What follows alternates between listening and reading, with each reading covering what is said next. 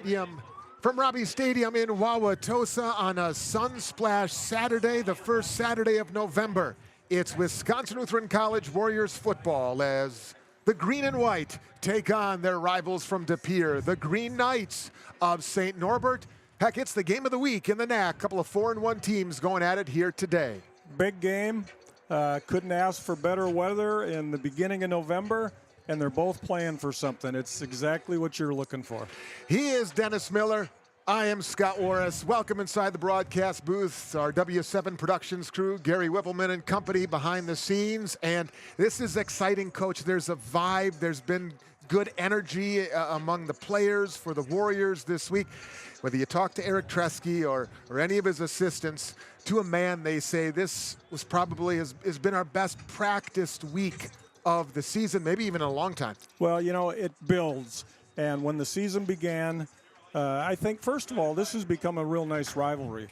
And we probably feel like it's our time. And we've had a good season up to this point. And every game is meaningful. That's the beauty of college football. Every game is meaningful. But the reality is, some are even more meaningful based on time of year and what's at store. It's been nearly a month since the Warriors last played a home game. So since we were all last together, they had a bye week. They went to Benedictine and won 10-7. They went to Concordia, Chicago last Saturday and won the ball game 49-14. And because of what they did last Saturday down in Chicago, the Warriors swept the 3 Player of the Week awards in the NAC. Let's start with the veteran quarterback. He's a junior, but he plays older than that, Bryce Barbian. A school record tying 6 total touchdowns. Yeah. He has been spectacular, great at ball security, and he carried the offense again last week. He really did. And, you know, we've watched him from the very first game. We've watched him in Lake Forest and continuing to learn Eric's offense and so on. And every game he's continued to get better. And on Saturday, he was remarkable. He was in complete control. He didn't have one ball that he wished he could have back. And then probably the highlight of the game for him and all of us was taking it to the house on an RPO play. 63-yarder, Bryce Barbian. Hey, stop. Bryce Barbian has the longest run from scrimmage for the Warriors. Tip of the cap to Layson Handwork. 10 tackles, 9 of them solo, the defensive player of the week. And for the 4th time in his illustrious Warriors career, Arnulfo Ortega, their all-time leading scorer, was the special teamer of the week. Those 3 guys were big last week. They got to be big this week, too. They do have to be big. And Layson has been just fun to watch this year because he's a picture of consistency. You can count on him to make plays, be in the right place, get people where they're supposed to be. He's outstanding, is game in and game out. And then, of course, Arnulfo is he's special. He just his leg had to be tired on Saturday because he was kicking a lot. Yeah, 7 PATs. Okay, Warriors at 4-1. They've won those 2 road games coming in. And on the other side today, it's the St. Norbert Green Knights. They have won 4 in a row, Coach, so it's a battle among the 2 teams chasing Aurora right now in the standings. My gosh, you talk Green Knights right now, you got to talk defense. They have not allowed a point in their last 9 quarters played. It's almost been a month since they last allowed a point. They're the top rush defense in the conference. They're second in pass defense. And that side of the ball is playing really well right now for Dan McCarty. They are playing well. That defense is outstanding, and they carry themselves that way, and you love to see it. It's fun to see that. They're in such an established program. You know, they've only been in the NAC for a few years. But prior to that, they basically run roughshod over the Midwest Conference. They're just a quality football team, start to finish. This will be the 4th all-time meeting between the Warriors and the Green Knights. Wisconsin Lutheran trying to scratch out their first win in the series. By the way, if they win today, the Warriors have their first winning season overall since that championship year of 2014. It is the game of the week. It's sunny skies. It's not jacket weather. Not yet, anyway. And it's going to be a good day for football. When we come back, my pregame chat with Warriors head coach Eric Tresky as our pregame show rolls on after this timeout.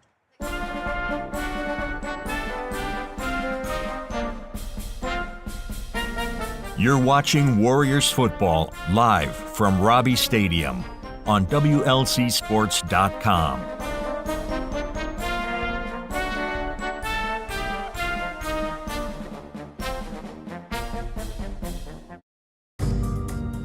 The world is changing in powerful ways. You deserve an education that helps you meet the moment. Wisconsin Lutheran College. An academic and faith experience embedded in a close-knit community that activates your potential. Preparing you for life's critical moments so you can step into your unique purpose as a bold Christian leader. Take the first step at wlc.edu/purpose. Scott Warris joined here by the head coach, Eric Tresky. The Warriors are back. It's been a long time, Coach, since we were here in the cozy confines of historic Robbie Stadium for a big one today against St. Norbert. Let's talk, first of all, about what you guys have been up to since we were last together. The bye week followed by 2 road wins, 10-7 at Benedictine and then 49-14 at CUC. 2 big road wins in 2 very different ways. Yeah, 2 very different ways. I was really proud just of the resilience of our players.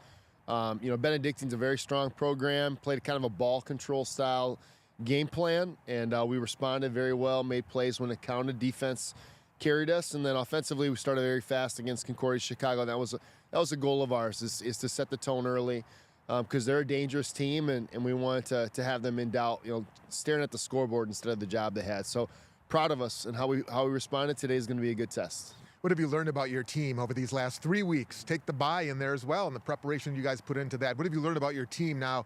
We're in November, and there's 3 big games awaiting you. I think the fun thing to see is I feel like we put together a complete football game now, two weeks in a row.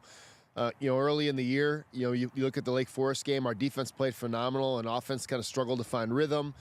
And then you get to like the Buena Vista game, and it just seems like we're at a place now where all 3 phases are confident in what they're doing, their preparation, and they're just playing football. Yep. All 3 phases doing great things, and that was kind of proven out in the conference's Players of the Week release. As for the first time ever, Coach, you guys sweep the awards. Bryce Barbian, Offensive Player of the Week, Layson Handwerk, the Defensive Player of the Week, and Arnulfo Ortega, the Special Teamer of the Week. Just again indicative of the overall success you guys are having. But those 3 guys deserve those awards. No, without a doubt. And one of the things that we always talk about is if there's individual recognition, that's a team award. That's a reflection of the effort of all the guys. And really, I think it's a reflection of the guys that maybe you don't even get to see play on Saturdays. Our scout teams have been phenomenal. The looks that we're getting, I can speak, to the offense. When we play our scout defensive linebackers in front, they are so active. They're creating challenges for us. It lets us correct things that need to be corrected before we ever get under the lights, as they say. So it's a huge honor for not only those 3 men, but for our whole team. And you can hear they're practicing the flyover that'll happen at kickoff over our heads. Coach, St. Norbert is here. 2 teams at 4-1 in the league, tied for second. This feels like a big game today, and the anticipation of everything and the way both teams are playing. There's a little something in the air today. There's a little something in the air. If you haven't made a decision yet to come to Robbie Stadium, you should. It's going to be a great game between 2 teams. I will tell you, our players have had this one circled on the calendar all year long. No matter what our record was going to be going into this game, this one was important to us.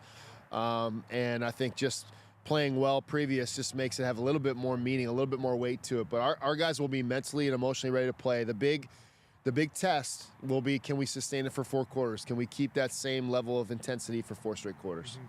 Last thing for you, Coach, break down this matchup a little bit. St. Norbert playing well on defense. They haven't allowed a point in 9 quarters. You guys coming off your best offensive scoring output of the season, 49 last week at CUC. Those dimensions and the way both squads are playing right now bodes to be a pretty entertaining one today. It should be, yeah. Their defense is phenomenal. Their coach does a great job giving you challenging looks, and he's got a unique game plan each week, so that'll be an interesting test to see how they come out. But I know our offense is ready. We've prepared. We've got, kind of what our message yesterday was. We have every tool in the toolbox, and today it's a matter of recognizing when and which ones to use. And defensively, those guys have carried us through. So I think it's playing complementary football. The key is stopping the run on defense, and offense has to sustain some drives so that we don't have to do that for 80 plays. We have to do it for 55 or 60. All right, Coach, best of skill here this afternoon. Thank you. We'll continue with more of our pregame show after this timeout. You're watching Warriors football. Imagine yourself here. Imagine making a meaningful difference as a bold Christian leader. Imagine finding yourself and your purpose here, where professors know your name and care about how you're doing. Close to the downtown and the energy of a major city, in a quiet and safe neighborhood. Imagine your greatest adventure starting here at Wisconsin Lutheran College.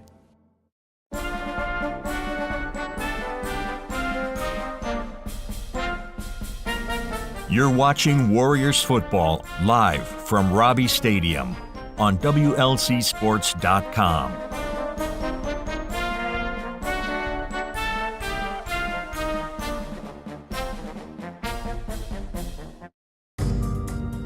The world is changing in powerful ways. You deserve an education that helps you meet the moment. Wisconsin Lutheran College. An academic and faith experience embedded in a close-knit community that activates your potential. Preparing you for life's critical moments so you can step into your unique purpose as a bold Christian leader. Take the first step at wlc.edu/purpose. Imagine yourself here. Imagine making a meaningful difference as a bold Christian leader. Imagine finding yourself and your purpose here, where professors know your name and care about how you're doing. Close to the downtown and the energy of a major city, in a quiet and safe neighborhood. Imagine your greatest adventure starting here at Wisconsin Lutheran College.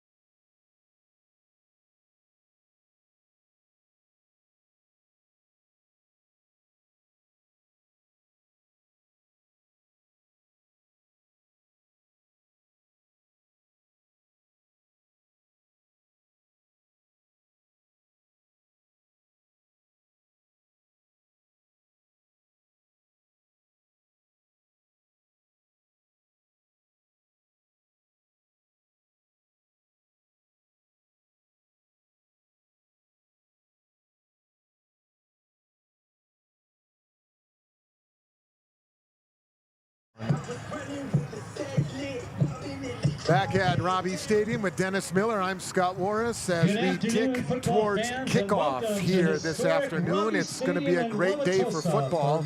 Now, as you can see, the attire here in the booth is what I would probably call casual, semi-casual. The long sleeve look is in up here. But if we go down to the field, which we will right now, you are going to see the best dressed sideline reporter this conference has ever had. Ladies and gentlemen, the good Reverend Wayne Chevy. Hello, Rev.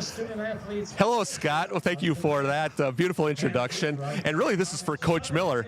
I posted this new suit on social media, and he's wanted to see it like the last 2 days that I've seen him. Looks and awesome, so I delivered today.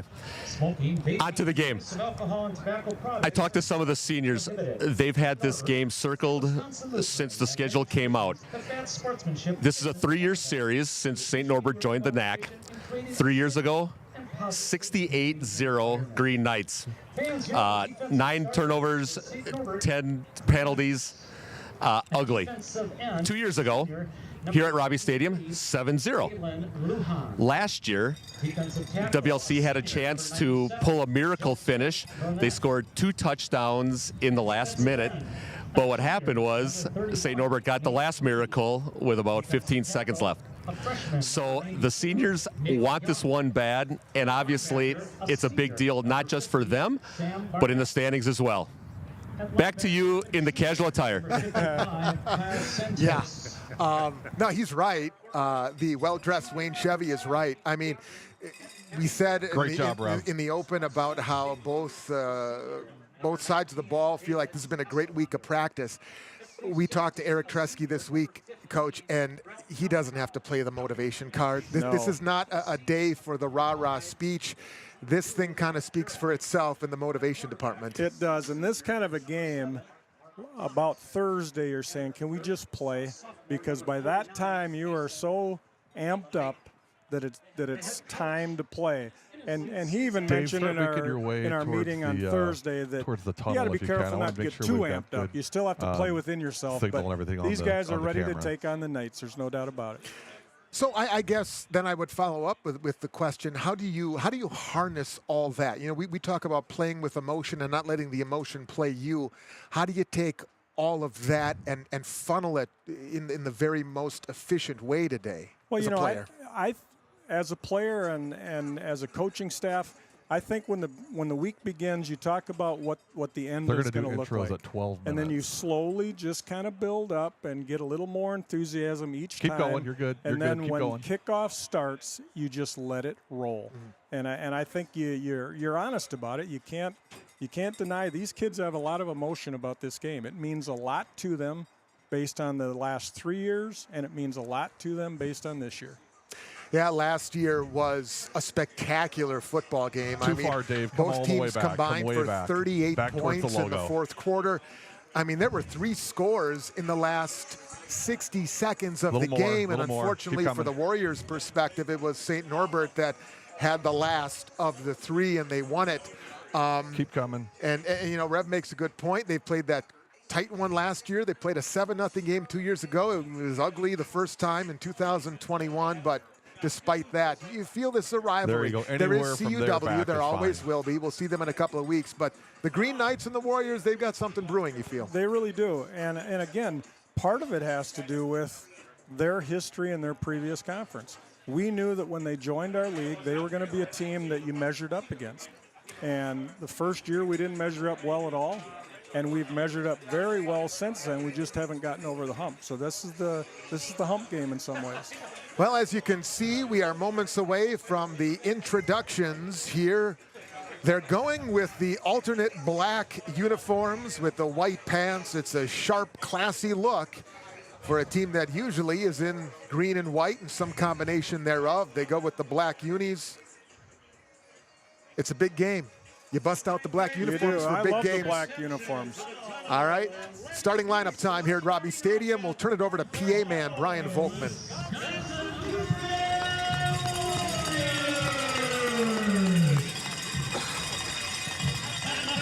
A freshman from Wildomar, California, number 73, Nate Nash.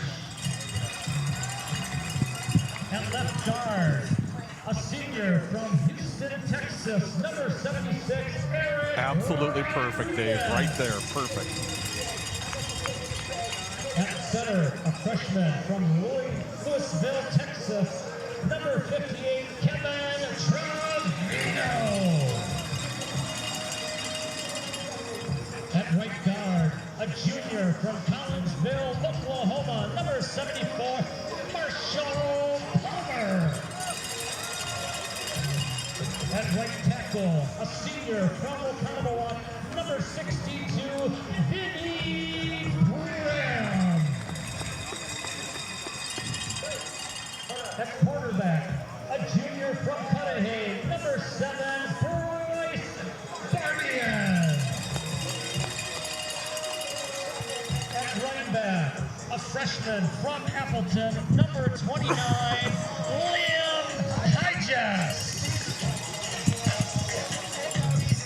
At wide receiver, a junior from San Marcos, Texas, number 18, How are you, Mal? How you doing, sir? Good to see you. Gordon. At wide receiver, a sophomore from Cudahy, number 19, Emmett Hawkins.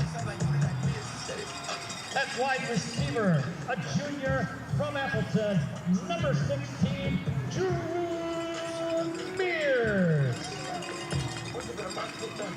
At tight end, a junior from Menominee Falls, number 4, Colin Bayman. And the head coach of your Warriors in his 5th season,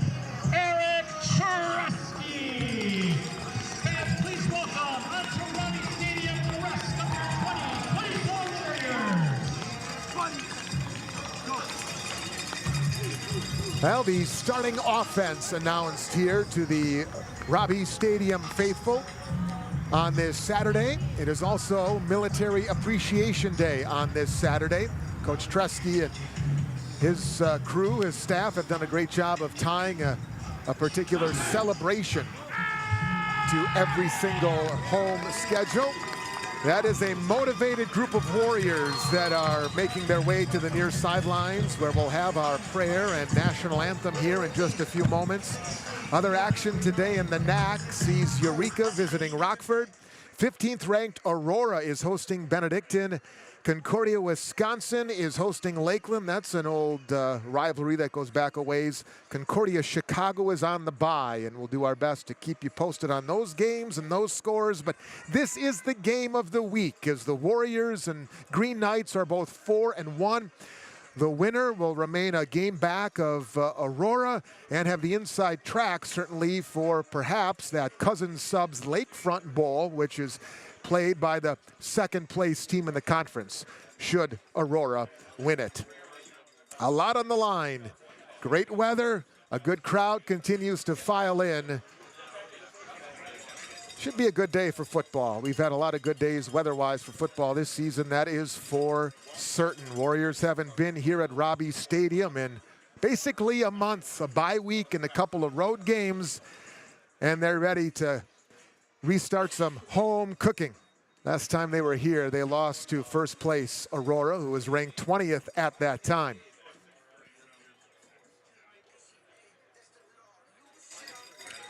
Two of their final three will be here at home. Next week at Rockford, and then the big finale, the Lutheran Bowl, the battle for the Luther Cup against CUW. Now our pregame prayer, followed by the national anthem.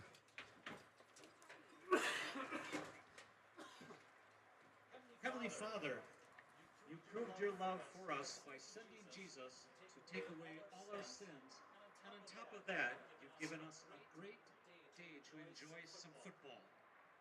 Help us show our thanks by playing hard, cheering loud, and loving each other. Win or lose, keep us safe, humble, and always trusting in you. In the name of Jesus, amen.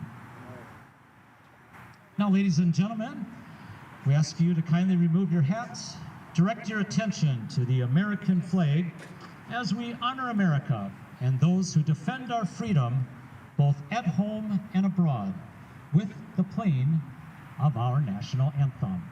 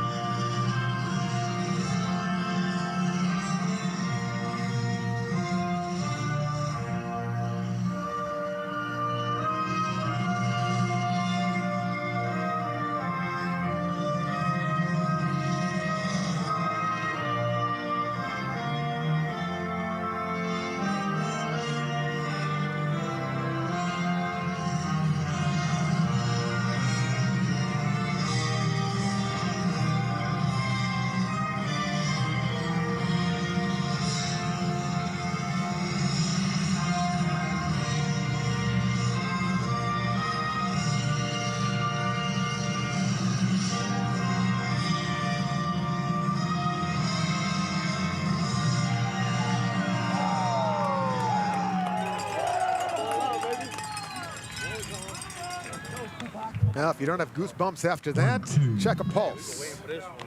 Come on, baby. That was my pregame. I'm like, Coin toss is up next. We'll have that for you, as always, at midfield. Sports Medicine Center. Dedicated healthcare team works with athletes to prevent injuries and to help them reach the top of their form. Heath Powell and his officiating crew will be arbitrating this one here this afternoon. Saw Powell and company earlier this year.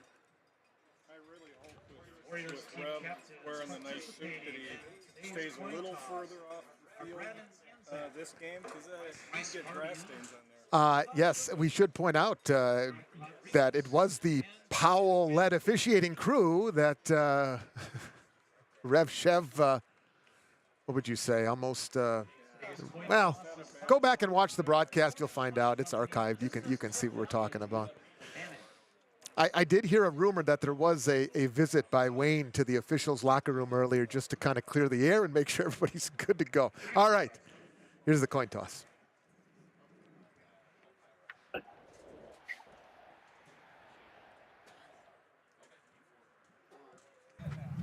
Hi, Andre. How are you?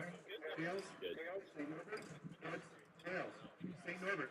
Call up the play for a bit. Tails. Here's the call. Here's a hit. Wisconsin Lutheran, you win the toss. Wisconsin Lutheran won the toss. Go for the third and second half. You guys make the ball. Which way you going to kick? St. Norbert will be shooting at the north end. Come together, men, and let's play some football. So there you have it. The Warriors winning the toss. They defer to the second half. St. Norbert will receive the opening kickoff. We'll take one last break, and when we come back, it'll be football time on a beautiful Saturday in Wauwatosa. Back in just a couple of moments. This is Warriors football.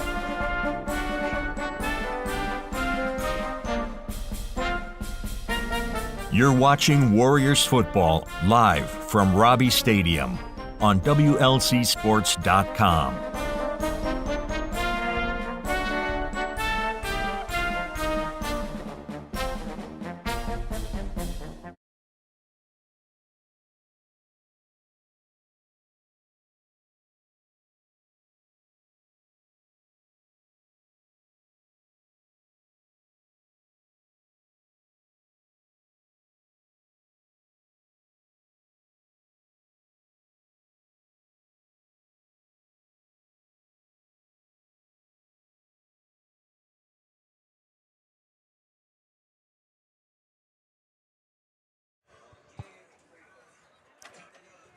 The fourth meeting all time between Wisconsin Lutheran College and St. Norbert.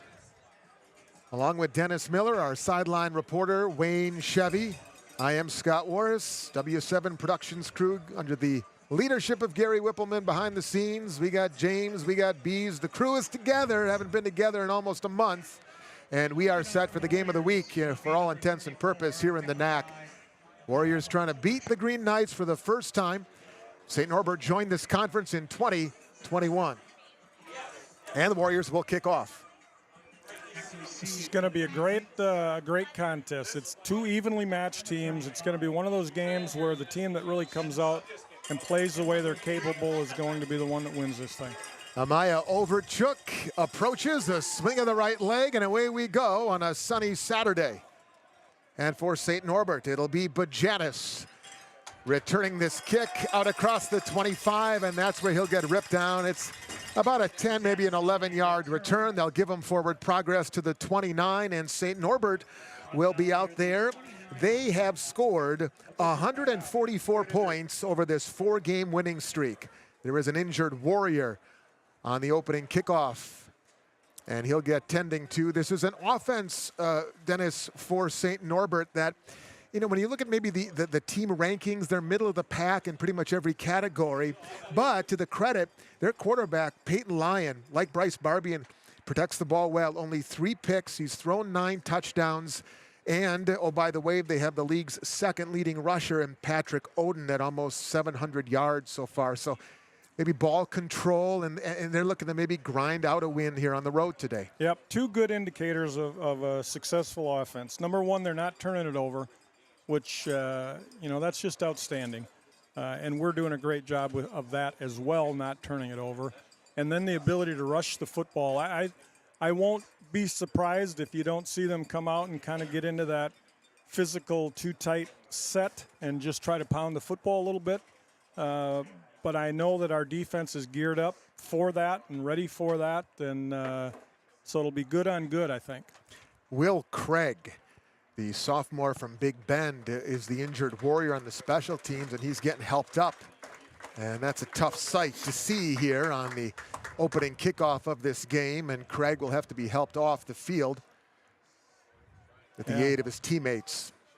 And a little bit of a holdup, obviously, before our first official offensive snap of this football game. This Warriors defense, conversely, gave up just 14 last week, really in kind of garbage time, as it were, against Concordia Chicago. Only 7 points at Benedictine, so 21 points allowed in their last 2 games. Yeah, they're playing really well, and they're playing with such confidence that that makes up for a lot of issues you might have. But they got a veteran secondary. The linebacking core has just been playing outstanding. And then they've got just such a great rotational defensive front that they're fun to watch. Craig just now reaching the near sidelines. And head coach Eric Tresky helping him off the field as well. All right, we're set to go. It's 1st and 10 from the 29, and Lyon fake the handoff. He'll throw on 1st down, and he will connect with Paul Bajanis out to the 49-yard line. A 20-yard pickup before Xavier Allen takes him down. Bajanis, who comes into this ball game as their 3rd leading receiver, moves the sticks on a gain of 20. That was a well-thrown ball, and it was off a play fake. It wasn't an RPO or anything, but that was a nicely thrown ball.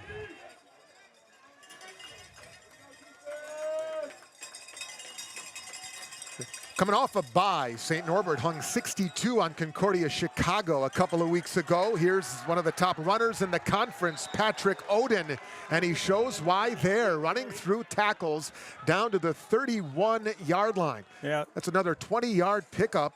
Back-to-back 20-yard gainers on their first 2 plays from scrimmage. Yep, and that was going to be my comment as well, is that he ran through tackles. He didn't have an open lane. He ran through some arm tackles, and we're going to have to be physical on him. So Lyon and company on a little pitch to Austin Miller, the wide receiver. And he breaks tackles, and Austin Miller with a 1st down for the Green Knights. They are churning through Warrior tacklers here on the first 3 plays from scrimmage. And they're inside the Warriors' red zone just like that. And all 3 different concepts. I mean, they're showing you a lot of stuff early for a team that, if you look at what they've done in the past, haven't been a lot of razzle-dazzle, but they're showing a lot of stuff. From the 17-yard line, Lyon out of the shotgun. He'll turn, hit as he throws, going end zone, has a wide open man. It is Paul Bajanis. It is a Green Knights touchdown.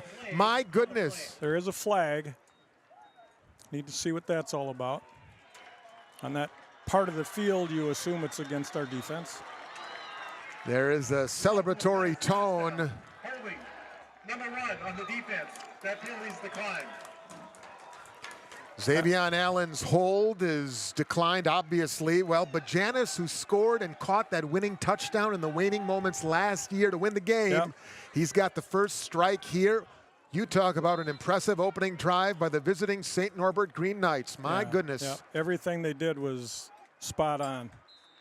And the point after is up, and it is good by Tyler Jurgensen. It took just 4 plays for St. Norbert to march and take the first score of the game. 7-0 visitors. We're back in a flash. You're watching Warriors football.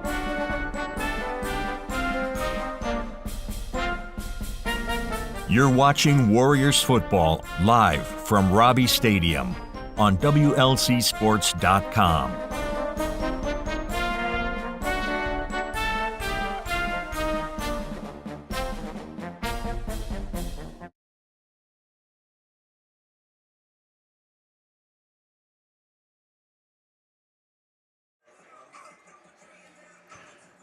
The crowd is assembled here at Robbie Stadium. And for those who are still making their way in from the parking lot, they missed a St. Norbert opening drive that went 71 yards in just 4 plays, ending with a Paul Bajanis 17-yard touchdown reception. And so the Green Knights have a 7-0 lead. Yeah, and they did it in 4 unique, different offensive types of plays. Low squib kick through the legs of one of the up men. Going to be taken on a couple of bounces here for the Warriors, Carson Kohler, and he'll be stopped by River Nicholas. Let's go down real quick, Dennis. Let's go down to Wayne. Ref.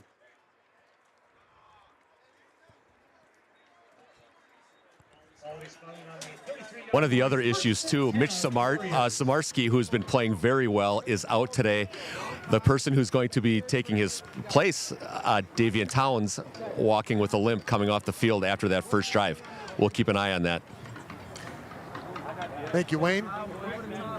So here are the Warriors. 1st and 10. Opening drive starts at the 33-yard line for the reigning Offensive Player of the Week in the NAC, quarterback Bryce Barbian.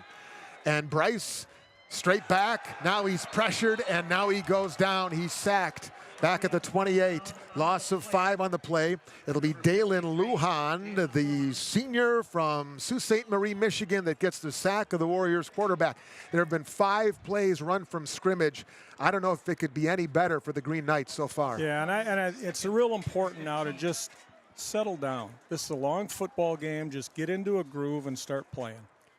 2nd down and 15. Trips to the left. Barbian pressured again, and Barbian goes down again. And this time it's Mason Totsky, the underclassman from the state of Michigan. Back-to-back Green Knights sacks. Again, this is one of the top defenses in the NAC, and they've shown why on the first 2 possessions, or first 2 snaps, I should say. And what was impressive about that defensively is we had a max protection situation right there, and they still got through. So we're going to have to fix that a little bit and maybe RPO it a little bit. 3rd and very long for the Warriors. They call it 3rd and 21 now, back at around the 22-yard line. Empty backfield. Barbian flushed. Will use his legs and get pushed out shy of the 30-yard line. No penalty flag comes in. He was hit inbounds and then went careening into the Green Knights sideline. So just trying to get something back here as the Warriors will go 3 and out on their first possession. And obviously it's early, but right now we're having some difficulty with their defensive front. We're not slowing them down very much at this point in time. So we have to shore that up. But Janice is back, and so is Miller for the Green Knights. Warriors got off to that fantastic start last week at CUC. Not so much so far today. On a bounce, it'll be Miller, circles back to the 30, then works his way ahead out near the 40-yard line. You know, Coach, that was one of the things that Eric said. He was so happy with the fast start last week against CUC. Fast starts really haven't been a Warrior mark so far this year, minus last week. Right, yep. And, being honest, CUC and St. Norbert's are different football teams. But we gotta just settle down now defensively and just start playing. 4 minutes deep, St. Norbert a 7-0 lead, and their second possession. And Odin, that time more sure tackling, a knee or ankle tackle more or less, up to the 43-yard line by Davion Towns for a gain of maybe 4. He's a nice back. You can tell that already, that Odin is just he's got good quickness, and he seems to be a physical guy. Came in as the 2nd leading rusher in this league. Yep, I can see how he is. 2nd and 6. Again. And Odin spins his way. He's about 1.5 yards, maybe 2 yards shy. Warriors defensively, as that was Nathan Nevad on the stop, they're allowing 155 yards per game. Check it, 149 yards per game on the ground coming in. Big down here.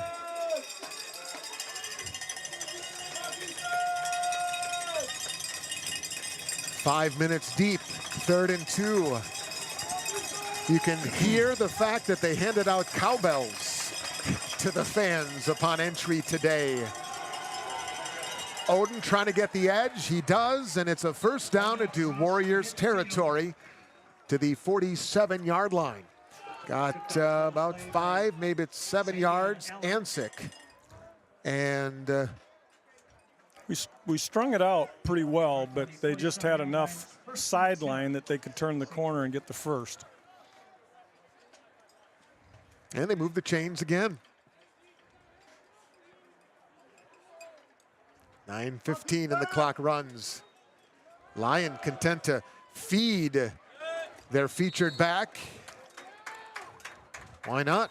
He's getting 4 or 5 at a carry right now.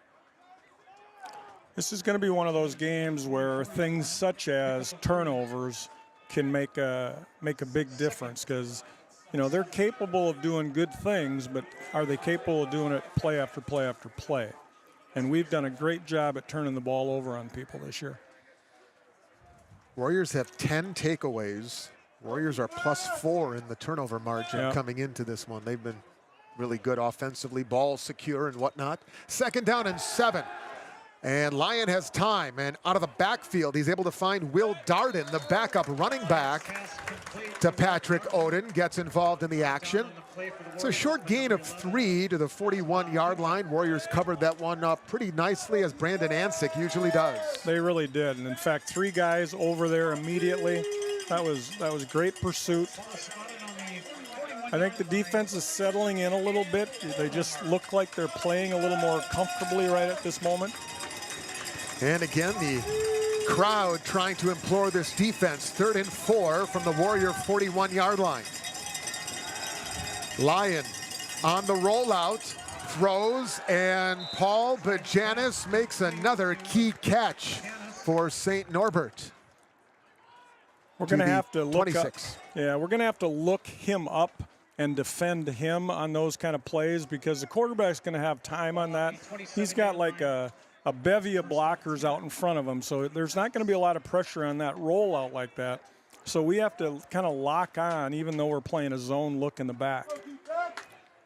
Janis with 3 catches already.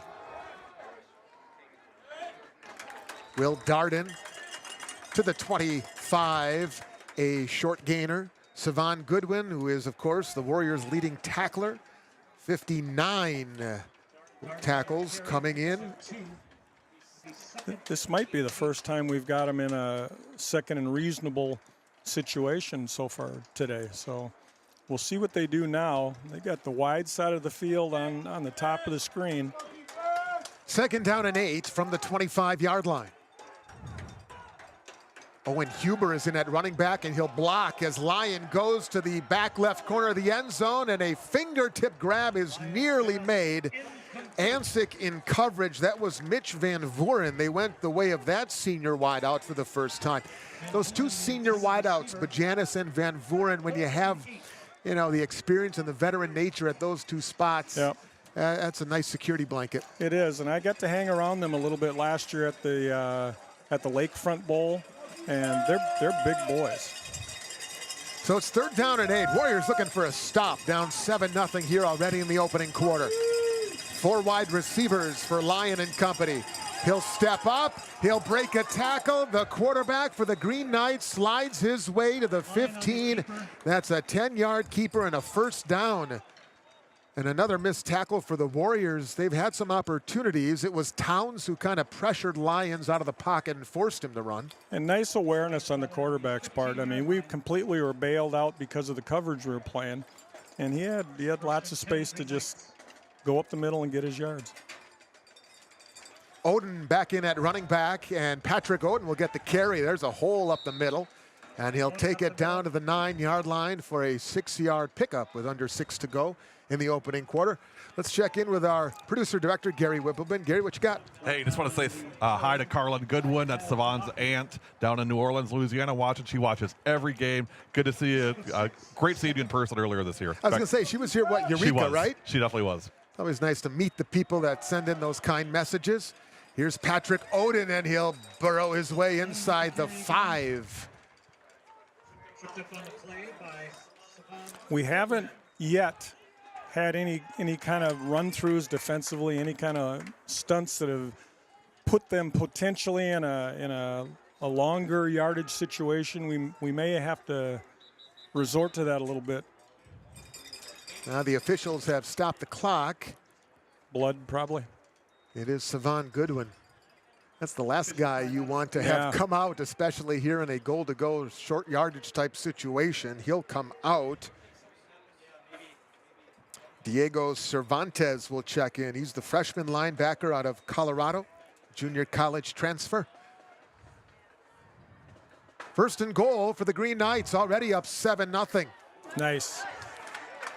And stopped at the 1, Odin. Nice physical hit. I don't know who did that, but he stood him up pretty good. Odin with the carry, stopped short, second and goal. Well, if there was a time for an early game goal line stand, this would be a good time for it. Again, Odin in at tailback. There it is. Bursting well through. Timed. How about the kid that just came in? Yeah. There's Diego Cervantes. Yeah. He just checked in, as we said a couple of plays ago, for Savon Goodwin, and the rookie, a Warrior rookie as it were, makes a big hit. That was well timed. If we can keep them out or hold them even to a field goal right here, that's a win defensively right now.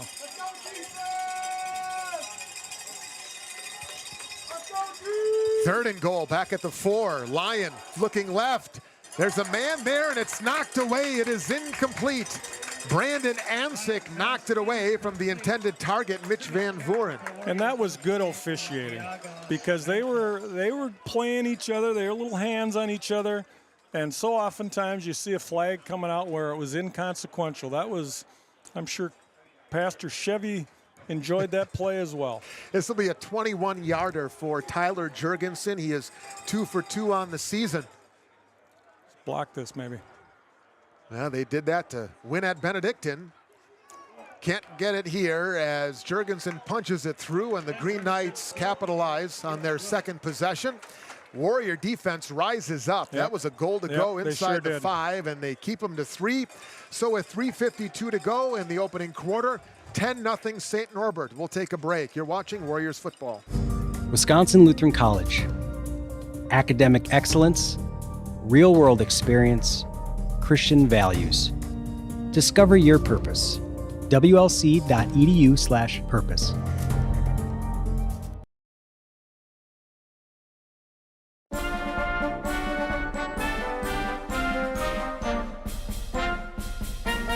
You're watching Warriors football live from Robbie Stadium on WLCSports.com.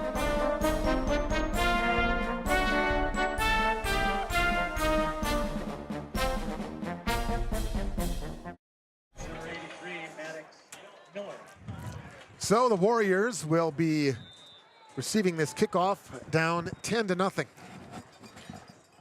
Gordon is back. Put into the return game.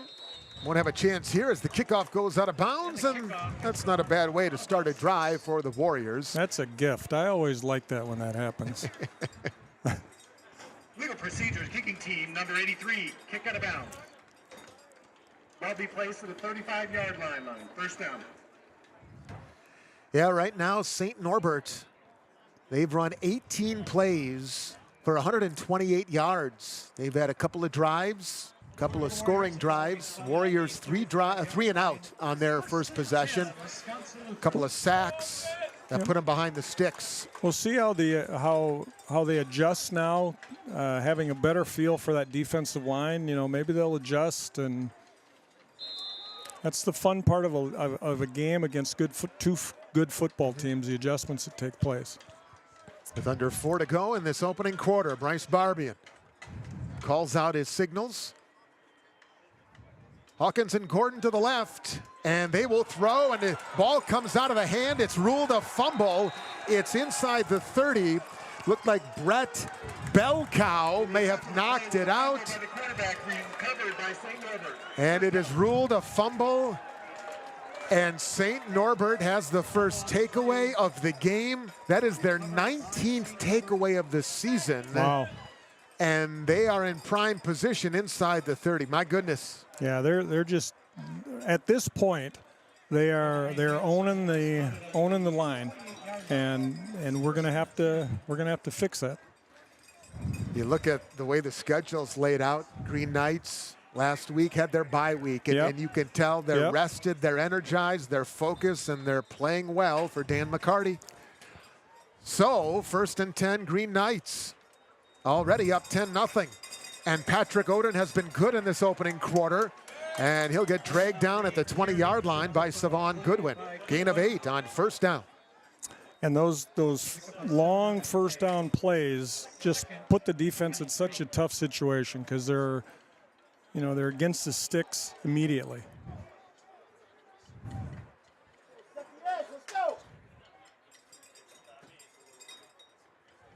Green Knights now +8 in the turnover margin this year after that fumble takeaway from Bryce Barbian a couple of moments ago.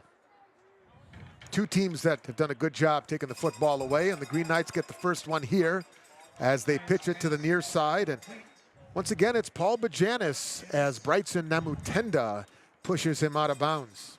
Just enough balance so far from the offensive play calling for them. Yeah, for sure. And that was just a nice little, let's get the 1st down. You know, we're playing a little off coverage there, and they just take 5 yards and get the new set of downs. Will Darden back in at running back, but Janis to the right. And it'll be Darden on a bit of a stretch play with blockers, and now those blocks got blown up, and he's stopped, actually lost a half a yard. No surprise that Leeson Handwork, the reigning defensive player of the week in the NAC, makes the hit, makes the tackle, his first of the day. Yep, and number 4, Odin, I think he looks like he's limping a little bit on an ankle. He's not been in a couple of plays, so I'm wondering if he's dealing with something there. Darden, this is his 7th game action this year. He's missed once, and he's in the backfield, straight eye, out of the shotgun formation. Tight end Dylan Rhodes goes in motion, fake the pitch, and Peyton Lyon, running for his life, finds a security blanket in the middle of the field. That's Rhodes, the tight end, and he's dropped at the 14-yard line. Again, if we can overcome that turnover, and right at this point at 3rd and 9, we're sitting in a good spot. Again, that's going to be a great win for the defense at this juncture of the game. I know you, being the West Coast coach that you were, the West Coast offense, finding that security blanket of a tight end is always something that you need to. If you have it, it's a great asset. It is. We approach a minute to go here in the opening quarter. St. Norbert trying to cash in on a Barbian fumble. Lyon looking back right corner of the end zone, and he overshoots everybody. He was looking for Van Voren. Allen was there in coverage. That was a nice defensive series. Yeah, Connor Martin was there as well. Yep. So it's 4th down. 4th and kicking time, field goal kicking time here for St. Norbert. 31-yarder. Straight down the middle. 21-yarder already made on the day by Tyler Jurgensen. And this one is trying to work its way towards the crossbar. It'll come up short. The kicker, Jurgensen, ends up on his backside. I don't see any laundry. Heath Powell said it was clean at the end. I don't know if Jurgensen liked the fact that there was no penalty flag. Warriors get the stop despite the turnover. Wonderful. And it's a 10-0 score here with 56 seconds left in the opening frame. And that's going to put some juice back in the defensive tank a little bit, because that was overcoming a really big obstacle. You know, you go into the game saying, when we have a sudden change like that, how are we going to respond? And defensively, we responded awesomely on that series.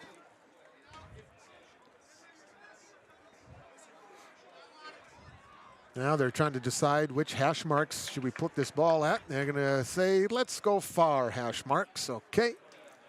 And they'll put it down right there. All right, now one-on-one with no coverage help over the top here.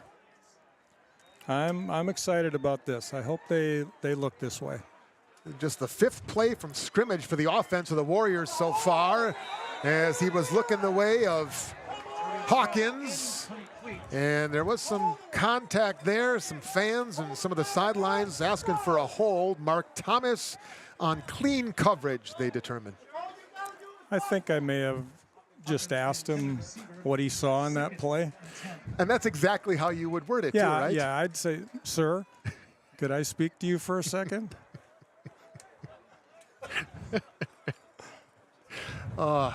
You were voted kindest coach in the league, Yeah, I weren't think you, I for was a that couple very years in a reason? row. Yeah. 2nd down and 10 for Bryce and company. Barbian. They're going to get this offense going. Little toss. This time he's able to connect. You better believe it. Jameel Gordon across the middle to the near side, out across the 25 to the 26. David Hasselwander, the senior from Eau Claire, brought him down. A gain of about 5, bringing up 3rd and 5. It was a nice little play. Gordon's Again, offensively, we need to gain a little confidence as well and just hit some of those that we're accustomed to hitting. Gordon's 48th catch of the season. 2nd in the NAC. 3rd and 4. Best 3rd down situation the Warriors have been in so far. We approach the end of this opening quarter. Low snap. Barbian with time. Throws near side, and it's behind Hawkins. 6 seconds left in the quarter. 4th and 4, and the Warriors will have to punt. And he just ran out of room there. I mean, what he was trying to do is a little back shoulder on that wheel route, but there was no room for a back shoulder. We just ran out of real estate. But if we can get a good punt here and just change field position, that would be a great way to end the quarter. First time we've seen Drew Mears, 39.1 yards per punt on average. But Janis is back inside his own 35 for the Green Knights on what will be the final play of the quarter. Fair catch called for by the senior, and he'll take a knee as he fair catches that one at the 37-yard line. So we have reached the end of the first quarter. St. Norbert has a 10-0 lead. We'll pause. Back in just a couple of moments. Thanks for finding us on a Saturday. This is Warriors Football. Wisconsin Lutheran College. Academic excellence, real-world experience, Christian values. Discover your purpose. wlc.edu/purpose.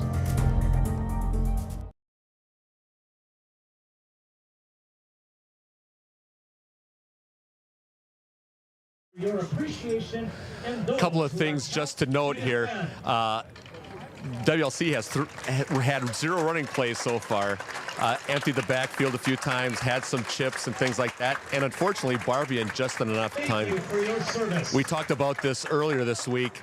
We are seeing the 2 least penalized teams in the league. And so it looks like this reffing crew plays into that a little bit, right? They're going to let them play and let them figure it out on their own. You guys. Thank you, Wayne. Handoff on 1st and 10 from the 36 for the Green Knights after they flipped the field following the punt to end the opening quarter. It's a 1st down carry for Patrick Oden. Nevad gets the tackle. Maybe they just are counting his carries, counting his snaps, whatever, but because he looked pretty fresh on that play.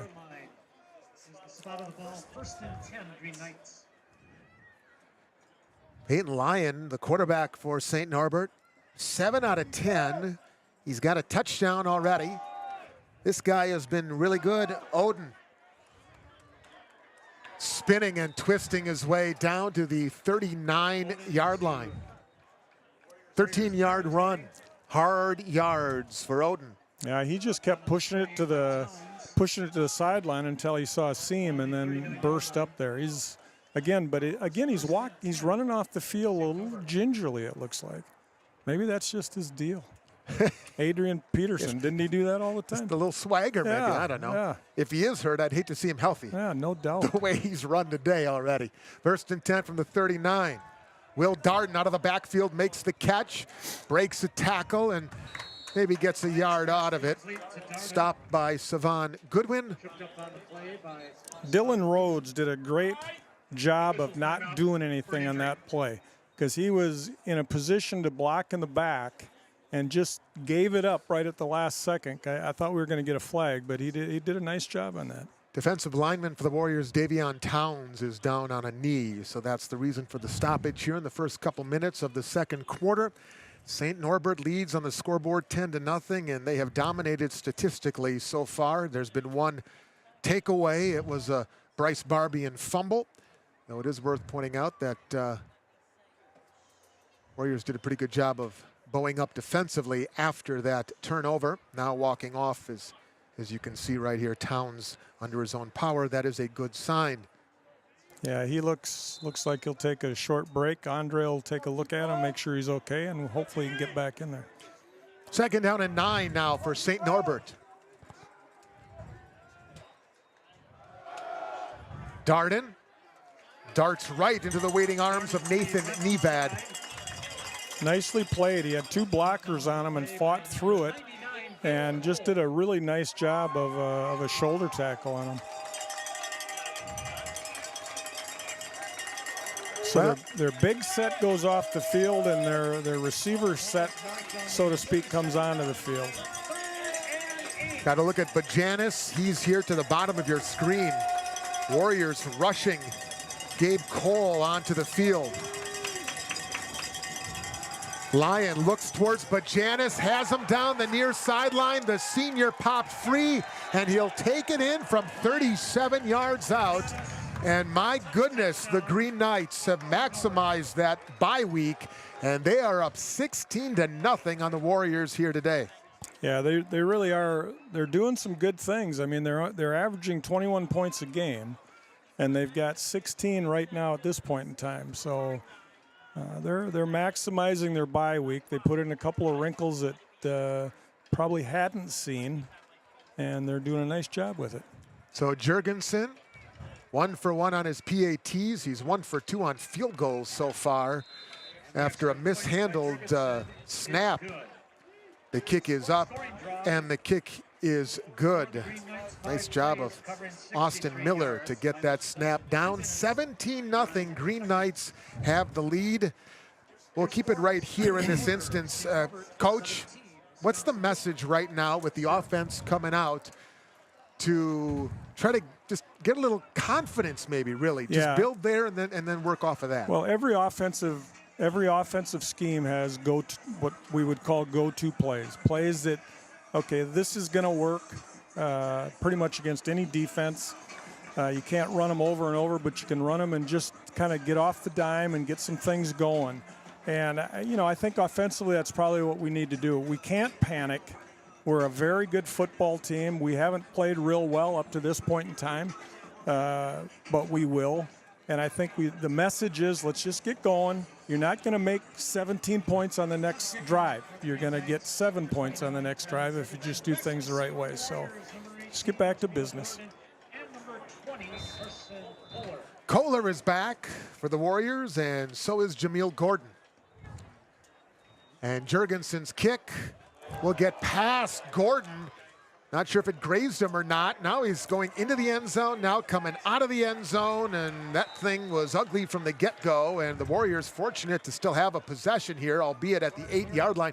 Bo Allison combined on the play with Ben Haney to make the stop special teams-wise for SNC. And my guess is he thought he had to run it out, but I think he could have maybe been able to just take a knee and start with a little better field position. But you go where you're at. So now we have to have a nice drive. Well, and Gordon, this is a week where he's been put as a return man for the first time this year, so a little maybe unfamiliarity or just not accustomed to it. But whatever the case, Warriors did have a 90-plus yard scoring drive last week at CUC. This drive from their 8, pitched near side, and when in doubt, go to your old grade school buddy teammate as Bryce Barbian finds Emmett Hawkins. And Thomas on the stop. Excuse me, and that's one of those go-to plays. Corners playing off. Barbian can throw that ball as well as anybody does. Gordon is an outstanding receiver, so just get a nice first down play. That is a nice security blanket. 2nd down and a short 2. Pocket holds up nicely. Jameel Gordon latches on, and the Warriors move the sticks for the first time here today. Kyle Santos on the stop. That was a big one considering where this drive began. Yeah, it's great. Now they're in field position. They can their entire offensive playbook is open at this point. When you're down that close to your goal line, you got to be a little careful. Empty backfield. They'll stack up the wide receivers here to the bottom of your screen as Colin Amack is there. And now the man in motion is Hawkins. Barbian, flush to his right, throws downfield. It's bobbled, intercepted down there. Picked off on the play by number 7, Mark Thomas. He was looking for Amack. Yeah, Amack was behind everybody. The defender got kind of caught up in the wash, and Amack was behind everybody. And unfortunately, Bryce underthrew it a little bit. So that is only the 4th interception by Barbian, the first since week 1 at Lake Forest. And it is worth pointing out there have been 2 turnovers in this game, and they have both been committed by Wisconsin Lutheran. And I think we talked about that part of our pregame chat, Coach, in a maybe a ball possession type game. Takeaways could be the proven factor, and right now it's +2 for the visitors. Yep, it is, and you know you just got to be careful getting down too much against a great defense like this. 17-0, and Miller on the pitch. And a gain of 9 on first down. And that was a really good run. I mean, we came upfield, we turned the ball in. We had another defender come up to take a shot at it, and he cut inside of that on a real sharp cut. That was just a nice run. Second down and short. Pensive looks on the faces of some of the Warrior faithful here today. At least the way this one has started. Long ways to go. A little shoulder fake now going downfield and nearly intercepted by the Warriors. Connor Martin stepped right in front of Mitch Van Vuren, who was in coverage alongside Brandon Ansick. And Martin, who has 4 picks, almost had a 5th. Yeah, he read that well. He read the wheel route well, and the quarterback had a little pump fake. And I think some defenders bit on it, but Connor was in a good position to knock it down. St. Norbert 5 out of 7 on 3rd downs, make it 6 out of 8 as Patrick Oden will pick up this short yardage situation. You kind of expected on that second and very short that they were going to go for something, because they've been able to get 2 or 3 yards of carry if they needed to, so they knew they had a couple of downs to get it.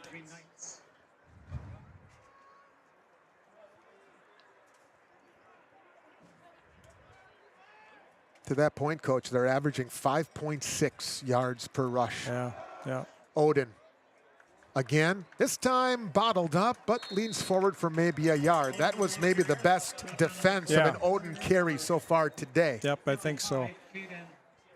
They rallied. Several people got in on the tackle. Caden Tiarina will get credit. He was the first black-clad Warrior in there. They got the black unis, the white numbers, numerals, of course, the white pants. It's a sharp look today. St. Norbert in the white with the gold helmets. Second down and 9. And Lyon a little toss. They've done this a few times for Will Darden with blockers ahead of him, and he somersaults his way inside the 25. Brightson Namutenda made the stop, one of the first ones at least. Really a nice play, too. He had to go through a lot of trash to go up there and make that tackle, but did a really nice job. Looks like he may have taken a little bit of the brunt of it. And Namutenda jogs off. St. Norbert is approaching now 100 total yards on the ground here with still 9 minutes to go before halftime. Which has kind of been their MO this year. I mean, they're a good running football team. Probably the thing that they've done a little better than expected is throwing the ball. Darden in the backfield on this play. And the carry. And doing next to nothing. Maybe a yard. Forward progress will give him a yard at the most. So those last 2 runs by Darden there, and before that by Oden, that line is a little more secure. Yeah, it is. And defensively, we've been on the field a lot. I mean, it's, you know, when they're running it physically like that, it starts wearing on you a little bit. So it'd be nice to get out of here and get a break and go on a long offensive drive. Darden to the 19-yard line, pickup of 4 on the play. And, you know, with St. Norbert leading this thing 17-0, they're a better running team overall this year than they are a passing team. You lead 17-0, and now you're able to do what you're used to doing, and you do really well. Absolutely. Things are playing out well for them right now. We gotta change the tide on that. Huber in as a blocking back. They're looking for Huber. He makes the catch, and then he's ripped down by Nathan Nevad, short of the first down marker. He'll take it to the 16. That's a gain of 3. It'll be a 4th down situation here for the Green Knights. 4th and about 2 or 3. We'll call it 2. That's what they have it marked on the scoreboard, and the offense is still out there. And this is kind of what I think they believe about their kicker, to be quite honest with you. I think they feel more confident offensively going for it than try to kick, because the wind is in their favor right now if they chose to do it. St. Norbert is 2 of 6 on 4th downs this year. They give it to Odin. He's got the edge. He breaks an ankle tackle, and on 4th and short, Odin scampers in from 16 yards out, leaving Warriors in his wake, and St. Norbert continues to add on to an impressive first half performance. Yeah, for sure.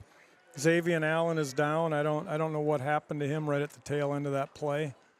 You know, it looked like we had it bottled up early when he was trying to run it inside, but then he bounced to the outside and pretty much had it open all the way to the end zone. And a couple of banged up Warriors so far here today, and that puts a hush over the crowd. As frustrating a day as it's been so far, a frustrating first half as it's been for the Warriors so far, you have to, in a lot of ways, and they're a rival, I know, but you got to tip your caps to what St. Norbert has done in this first half. They have been impressive on both sides. Yeah, no doubt. They've dominated the football game up to this point in time. We've had a couple of really nice defensive stands, but you know, they've been able to finish drives with touchdowns and take advantage of turnovers, and they're doing a good job at this point. Now that sight right there is a tough one. You've got a starting defensive back, all conference honorable mention, Xavier Allen, being helped off and not putting any pressure on that right leg. He'll go to the training table, which has been busy, the trainer's tent today. Jurgensen, another PAT on the way, and for the 3rd time, he is good. And St. Norbert has done just about everything right here in this first half from their perspective, leading the Warriors 24-0 with under 7 to go before the break. We'll break right now. This is Warriors football. The world is changing in powerful ways. You deserve an education that helps you meet the moment. Wisconsin Lutheran College. An academic and faith experience embedded in a close-knit community that activates your potential. Preparing you for life's critical moments so you can step into your unique purpose as a bold Christian leader. Take the first step at wlc.edu/purpose.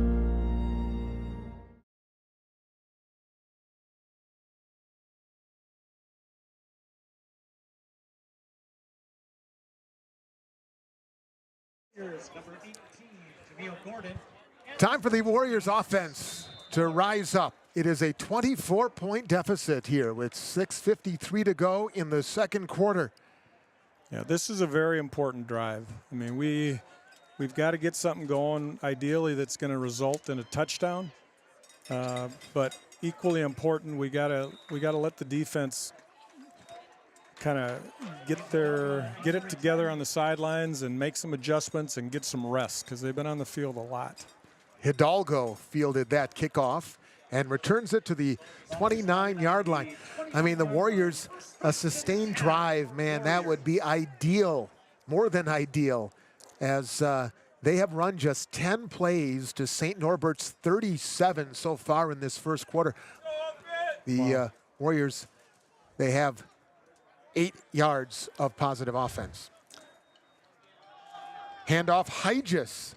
First time we've called Liam Hygis' name so far today.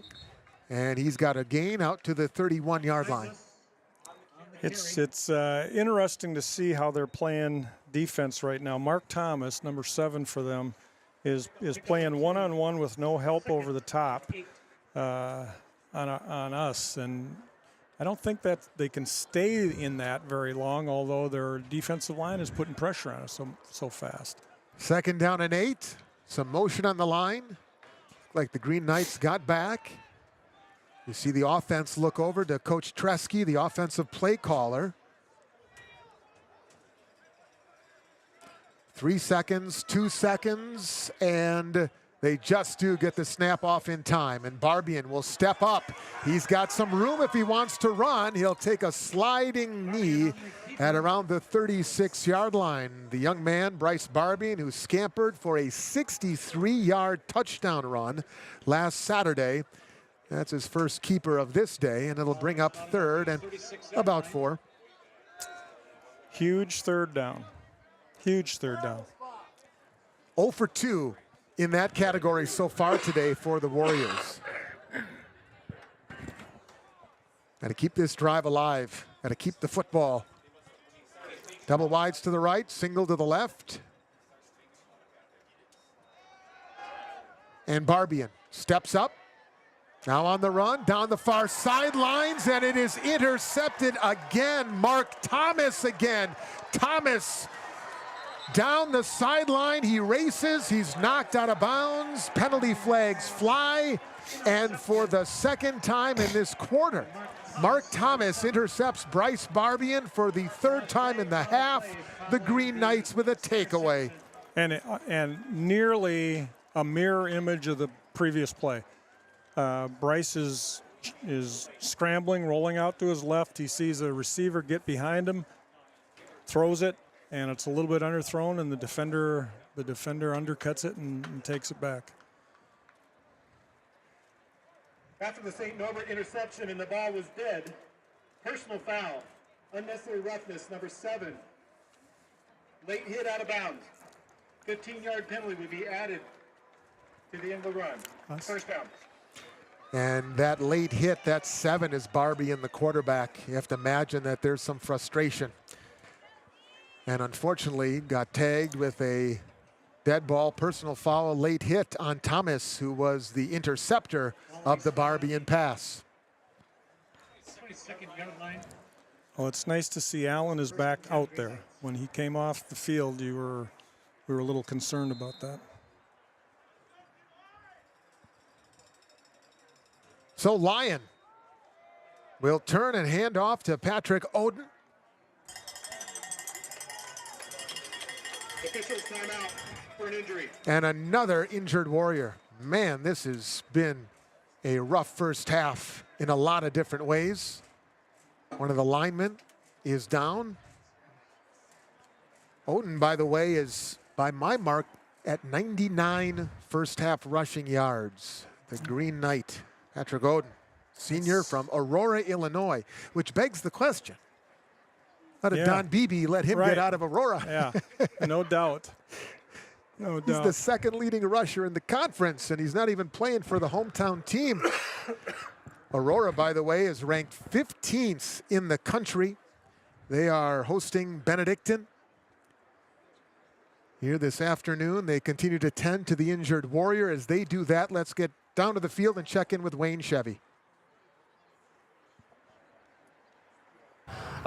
We got people in the tent. Xavier Allen's here. Matt Laborde has been here. Tavian Towns has been in here. But we talked earlier this week about turnovers, right? Bryce had only thrown 3 interceptions, and that was in the first game. Protected the ball throughout the rest of these games, and now to have these 2 picks, it's just difficult to put the defense back on the field. And we got to protect the ball and eventually get something going and get a score so that we're back in this game.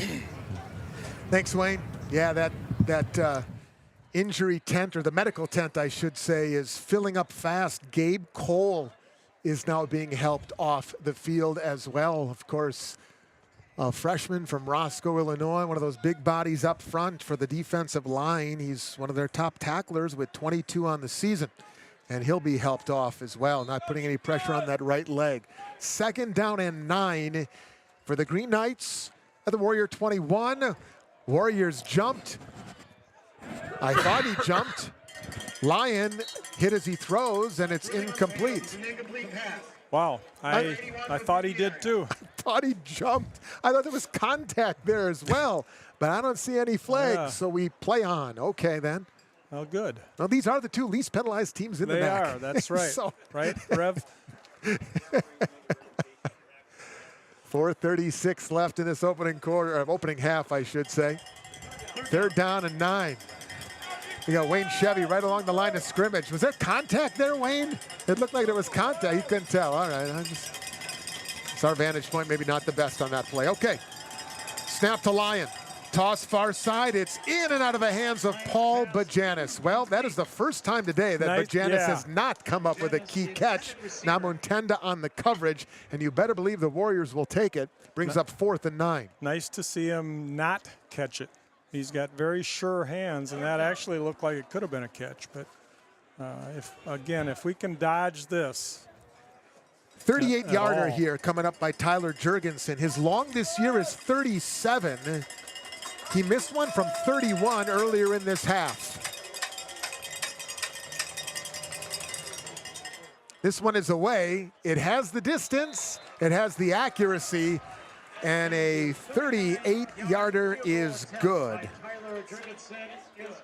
That New looked like long he could have for made him. that another 5 yards at least, it looked like. 27-0. We have 4:25 to go here before halftime with Wisconsin Lutheran looking for some sort of answers on offense. And now we've said that the last couple of possessions, the last couple of drives, and still looking for the consistency. Obviously, 3 turnovers have kind of squelched the optimism in that respect. Yeah, it has, and there's no doubt the confidence is out the window at this point. So they're going to have to manufacture some things, and again, they're very capable. We've watched them all year. They've got a variety of ways to move the football, and I believe they'll get it going. They just can't fall too far behind. I think it was about this point, late going first half, last home game, Aurora down 24-0. They scored 2 touchdowns in the last couple of minutes of the half. They took some juice to the locker room. Well, they did. Let's see if these fans can be treated to a similar conclusion of this first half today. And this will be Gordon. This time he'll let it bound up at the 4. He'll pick it up, and thought there might have been a face mask there. It looked like it was more maybe a shoulder pad that was tugged to the 25, making the 26-yard line. That'll be a 22-yard return. Brian Tracy will make the special teams tackle for St. Norbert. Gordon is an exciting kid with the ball. You know, for a second there, it looked like there was a little bit of a seam that he was going to bounce through, but Norbert's did a nice job of converging. But he's an exciting kid with the ball. We talk about the veteran mindset of Bryce Barbie, and he needs to flush this game so far and use some of that experience to start fresh. Younger guys can't always reset psychologically like that. Empty backfield. Bryce with time, tossed near side, and it's incomplete. He was looking for Gordon. And that was a much better job offensive line-wise, keeping them out and giving them space to throw. That was a very nice job on the offensive line and pass protection. Should mention, coming up at halftime, stick around at a great conversation this week with Bryce Barbie and Emmett Hawkins, the Cudahy combination. They've played together and known each other since grade school. Fake the handoff. Gordon. Nice juke move to make the initial St. Norbert tackler miss. And then he darts his way up near the 33-yard line. And that's the first bubble screen they've thrown of the game. So it's nice that to see that just only from the standpoint that when he's got the ball in his hands, anything can happen.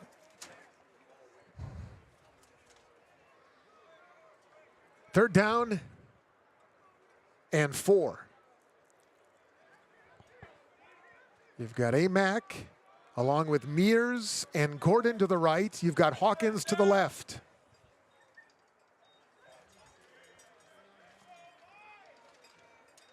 Need a conversion here. He's pressured, he's in trouble, and he'll throw it away. My goodness, St. Norbert able to break through and bring pressure. And Mason Hasley was one of the trio that got into the offensive backfield and blew up the play. you know, it almost looked like a screen in terms of how quickly they got in on that particular play. And I know going into the game, you know, we knew ahead of time that that defensive line was going to slide a lot. They'd slide from one side to the next, and they had a couple of people just had a run through on that. Drew Mears to punt. Miller is back.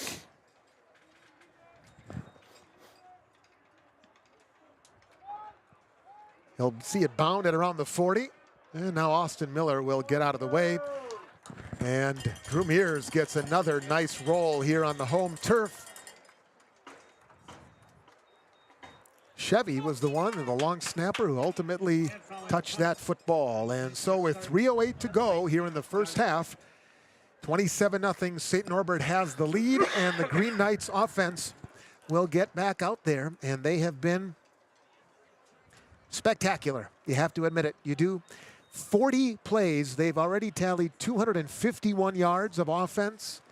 They've got 3 takeaways, and they have a 27-0 lead and looking for more as the Warriors' offensive huddle continues to dissect what has transpired so far and figure something out in terms of getting that side of the ball rolling as Odin continues to roll. A nice first down carry of about 7 before Nathan Nevad makes the tackle. Yeah, and he tagged him pretty good. That was nice to see him come up like that and make that play. Nevad's having a nice football game here today. Yep. We've called his name several times. Yeah, he's a nice player. Of course, one of the linebackers from what is, you know, one of the best linebacking cores we've seen in these parts in a long time. Yep, for a long time. 2nd down and 2, they call it from the 27. Lyon will turn and hand it off. There he is again. To Darden. And yep, we'll call his name again. Nathan Nevad, another stop. And that was all the way from the backside outside linebacker spot over to the front side of the play. Nevad and Handwork both get their names called. I'm guessing he's playing with a little bit of aggression right now. 3rd down and 2. 6 out of 10 for St. Norbert in 3rd down situations so far here today. That's going to win you a lot of games too, by the way. 6 out of 10. Most teams shoot for 40%. We have hit the 2-minute timeout. 3rd and 2 facing the Green Knights. They'll get a chance to talk it over as we step aside. You're watching Warriors football. Wisconsin Lutheran College. Academic excellence, real-world experience, Christian values. Discover your purpose. WLC.edu/purpose.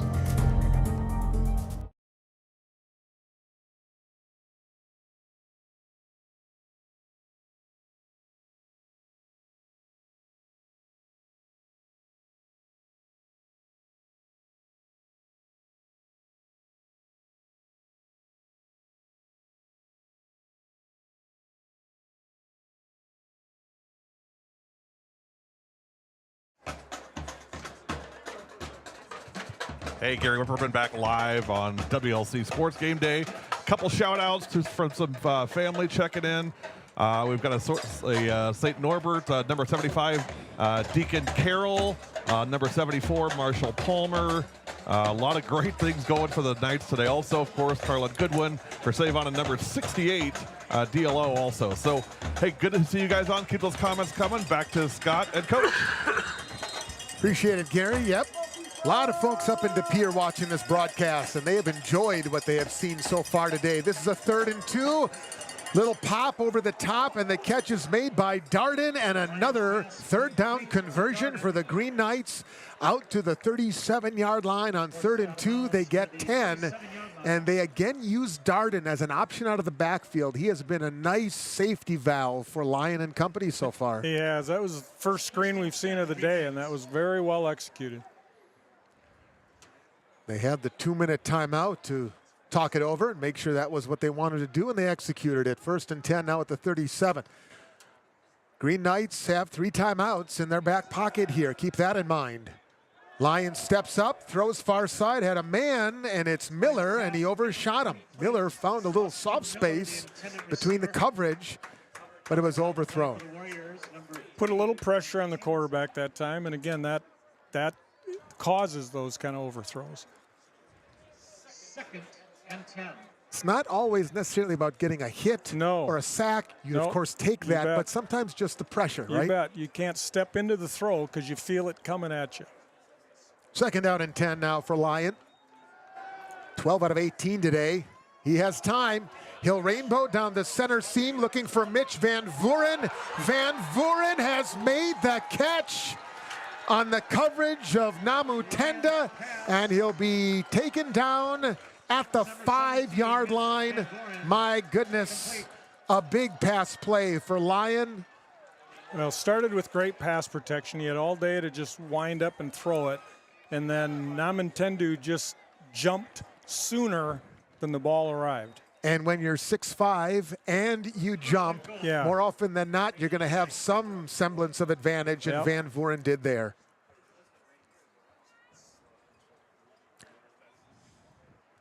Longest pass play of the day. They hand it off to Darden. And he gets maybe a yard here on goal to go from the 5. Nathan Nevad continues to play really good football from his linebacking spot. Under a minute to go. You can see there on our scorebug, the clock continues to run. Remember, I said St. Norbert has 3 timeouts. Patrick Oden is checked back on. Peyton Lyon will move him to his left. They'll throw, and it is incomplete. Contact again there between Brandon Ansick and the intended target, Mitch Van Vuren. Officials let them battle, and it's incomplete. Again, and quite a matchup, 5'9" versus 6'5", but that was very well played. So it's 3rd and goal from the 4. And now the Green Knights will take one of those 3 timeouts. 24 seconds left in this opening half that has been controlled by St. Norbert. 27-0. And because of the way the visitors have played today, this crowd has been quieted really from the get-go. St. Norbert took the first possession, went 70 yards, 4 plays, got a touchdown. They've seen their defense record 3 takeaways, and firing on all cylinders, they have neutralized the crowd while infusing their own on the opposite sidelines, and they have played excellently. You know, I feel, it feels like everyone is in kind of a state of shock, to be honest with you. I don't think anyone anticipated this kind of a football game, including St. Norbert's. Based on how this year has gone on, no one expected this kind of a football game. 24 seconds left. 3rd down and goal for the Green Knights from the 4. Oden is in at tailback. Take the handoff. Looking for somebody to throw it to, and he's able to find the tight end, Grant Skenendor, and Skenendor will be stopped at the line of scrimmage. Clock runs. 12 seconds, 10 seconds. They got 2 timeouts. It's still running. It's 4th down, of course. Chris Korb made the stop. And with 2 seconds, St. Norbert will send out the kicking unit. Again, you got to tip your cap to this defense. No doubt. They had Yes, a goal to go from the 5, 1st down, and they gave up a yard after that and forced a field goal attempt. Yeah, you do. I mean, it's, yeah, that was big. It would have been very easy to just hang dog when you get down there and just, boy, here we go. So, as we welcome you back inside our broadcast booth, Dennis Miller and Scott Morris, it has, you're right, I think there's a bit of a shock that has swept over the stadium, and it's a credit to St. Norbert. They have played well. The Warriors have not played well. 3 turnovers and just trouble sustaining anything so far. Right, yeah, exactly. It's a combination of them playing well and us not playing well, and this is what happens. So with 2 seconds left, the field goal unit is on.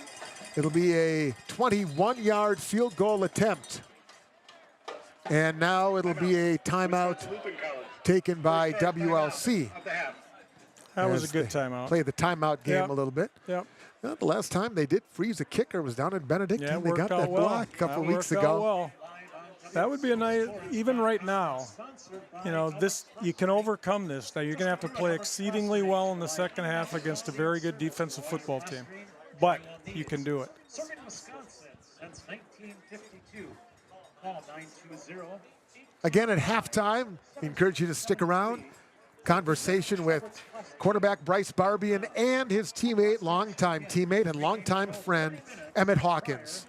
By the way, speaking of that combination late in the first half, I had each of them break down that Hail Mary from earlier this season. So we'll get the perspective of both of those guys. All right, now we're set to go with 2 seconds left. Jurgensen. Chip shot opportunity here. 21-yarder. Missed it. Oh, we got a flag. Penalty flag. He did miss it. You're right, Coach. He missed it. There is a flag on the play. There's only been one penalty in this first half, and that was a Warriors Bryce Barbian late hit out of bounds on one of his interception returns. It's been a pretty clean game in that respect. It has. Yes, it has. Legal substitution. Defense. 12 men on the field. They may go for a touchdown. Down. Yep. So as Heath Powell, our referee, just said, that means an untimed down because of a defensive penalty on the last play of a half. No, looks like they're still kicking. Yeah. Yeah. Jurgensen is back out there, still out there, I guess you should say. So this will be a 19-yarder. Line of scrimmage is the 2, and it's blocked. He missed the first. Warriors had 12 on the field. That one is blocked. Savon Goodwin, I believe, was the one that got his hand on it. And for a Warriors team looking for just something to hang their hat on, a little juice, a little positive vibes. That was it right there. Let's go down to Wayne. He's with Tresky. Not the first half that we anticipated, but what is the path forward? I love you. I love your positivity, so I know you got a path forward. Well, I do. So, I mean, listen, the score isn't what we want, but that doesn't change who you are. You got to make sure that you're playing things one play at a time the right way, staying within yourselves. It was a message that we had kind of in the midway point of this half is things started to slip out of our hands. Let's not force things. Unfortunately, we allowed our emotions to do that. You can't gain 27 points in one play. You got to play it one play at a time, and if you do that, good things will happen. I still feel good about some of our matchups. So time will tell how we respond. This will be a good test for our team. Thanks for your generosity of your time. Here we go, Coach. Thank you. All right, thank you, Wayne, and thank you, Coach Tresky. Those are not fun interviews to do, but we certainly respect and appreciate Eric for his candid comments as his team will go into the locker room trailing this one by a score of 27-0 here at Robbie Stadium. When we come back, stick around. A conversation with Bryce Barbian and Emmett Hawkins. Yeah, they'll break down that fabulous Hail Mary play from a few weeks ago against Aurora. We'll also look back at their friendship that goes all the way back to Pee Wee football. Yeah, they've been tag teaming it for a long time. The Cudahy Connection. They are our featured halftime interview. After this timeout, you're watching Warriors football. Wisconsin Lutheran College. Academic excellence, real-world experience, Christian values. Discover your purpose. WLC.edu/purpose.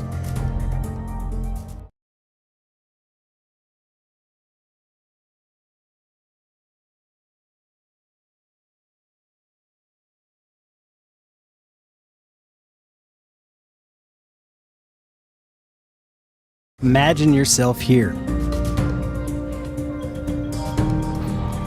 Imagine making a meaningful difference as a bold Christian leader. Imagine finding yourself and your purpose here, where professors know your name and care about how you're doing. Close to the downtown and the energy of a major city, in a quiet and safe neighborhood. Imagine your greatest adventure starting here at Wisconsin Lutheran College.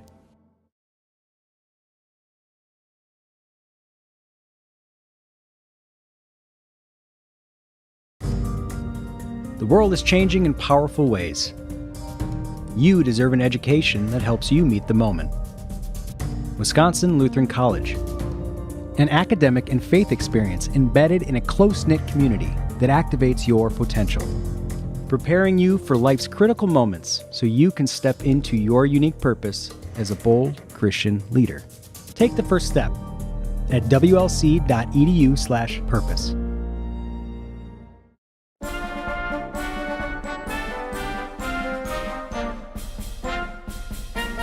You're watching Warriors football live from Robbie Stadium on WLCSports.com.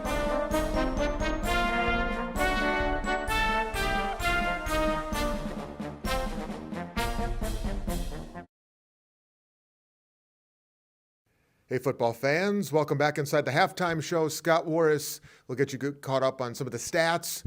Warriors in St. Norbert in just a couple of moments. But first, pleased to be joined here at the halftime break by what we affectionately call the Cudahy Connection, quarterback Bryce Barbian, wide receiver Emmett Hawkins. They go back a ways, you might say. We want to get into some of that, first of all. And thanks, guys, for their time. Bryce, I'll start with you.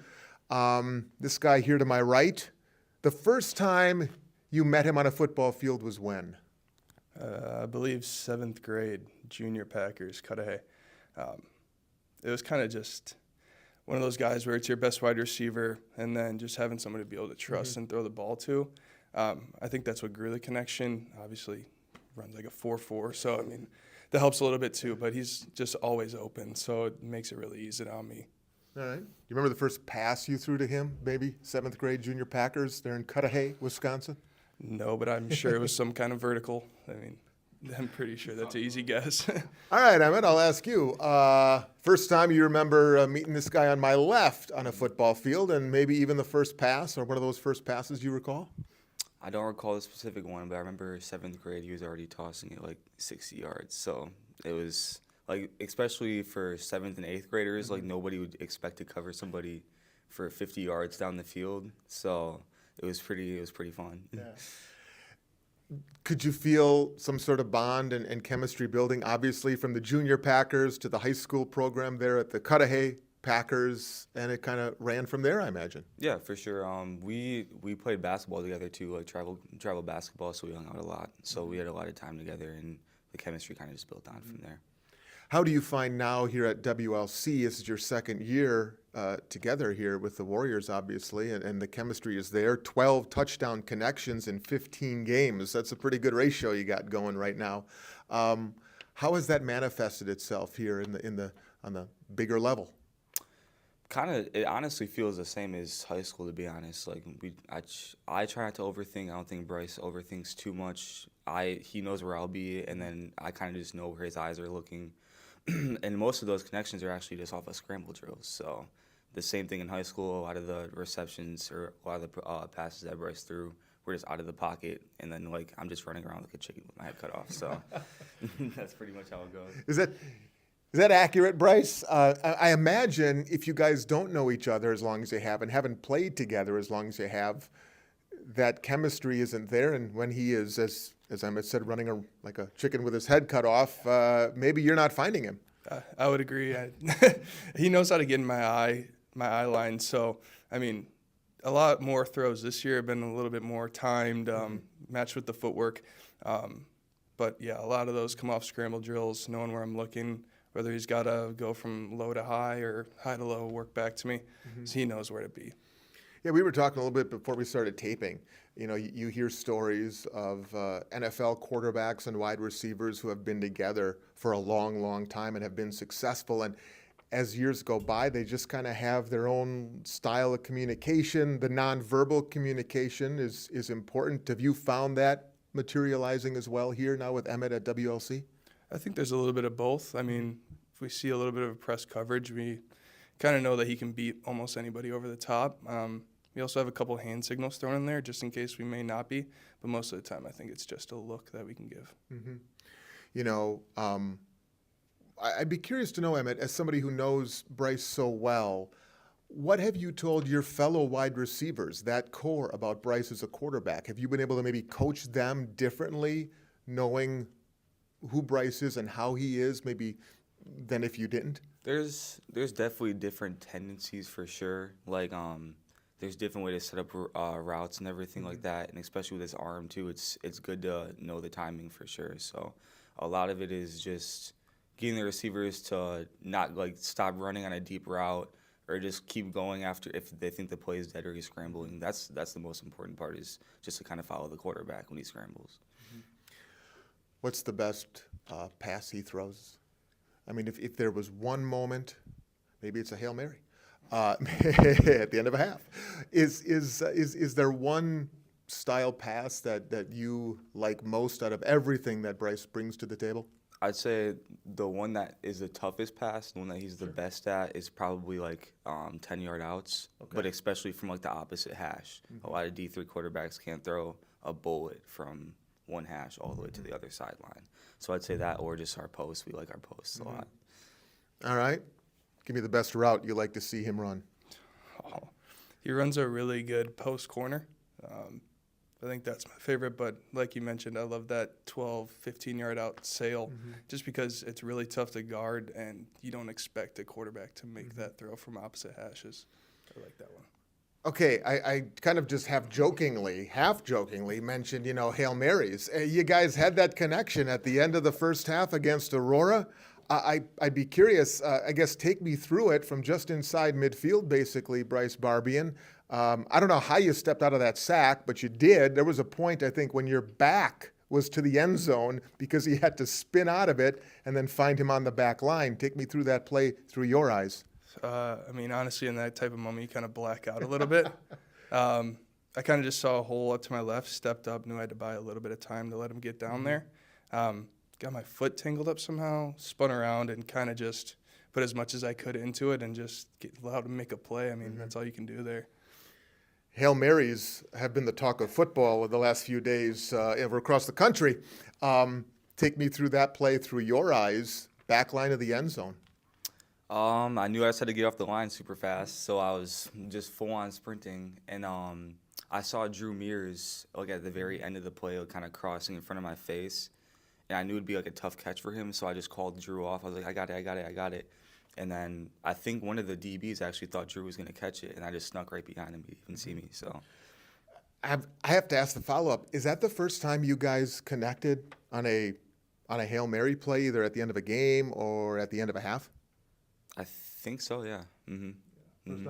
First time. All right, so they're still making a little history.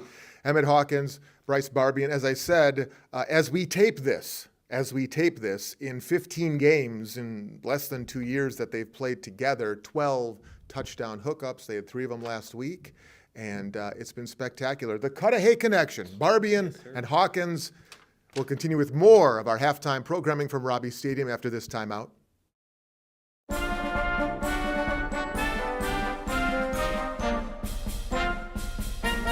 You're watching Warriors football live from Robbie Stadium on WLCSports.com.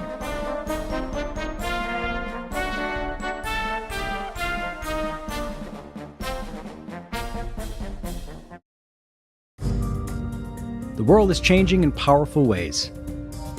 You deserve an education that helps you meet the moment. Wisconsin Lutheran College. An academic and faith experience embedded in a close-knit community that activates your potential. Preparing you for life's critical moments so you can step into your unique purpose as a bold Christian leader. Take the first step at wlc.edu/purpose. Imagine yourself here. Imagine making a meaningful difference as a bold Christian leader. Imagine finding yourself and your purpose here, where professors know your name and care about how you're doing. Close to the downtown and the energy of a major city, in a quiet and safe neighborhood. Imagine your greatest adventure starting here at Wisconsin Lutheran College.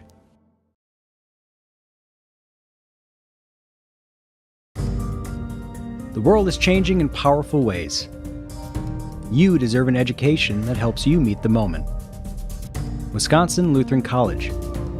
An academic and faith experience embedded in a close-knit community that activates your potential.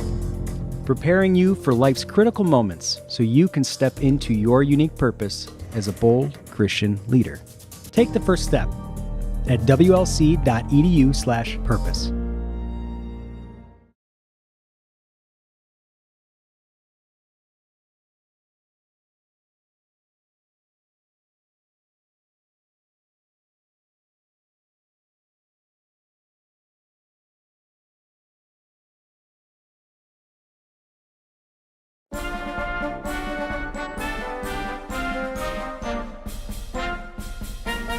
You're watching Warriors football live from Robbie Stadium on WLCSports.com.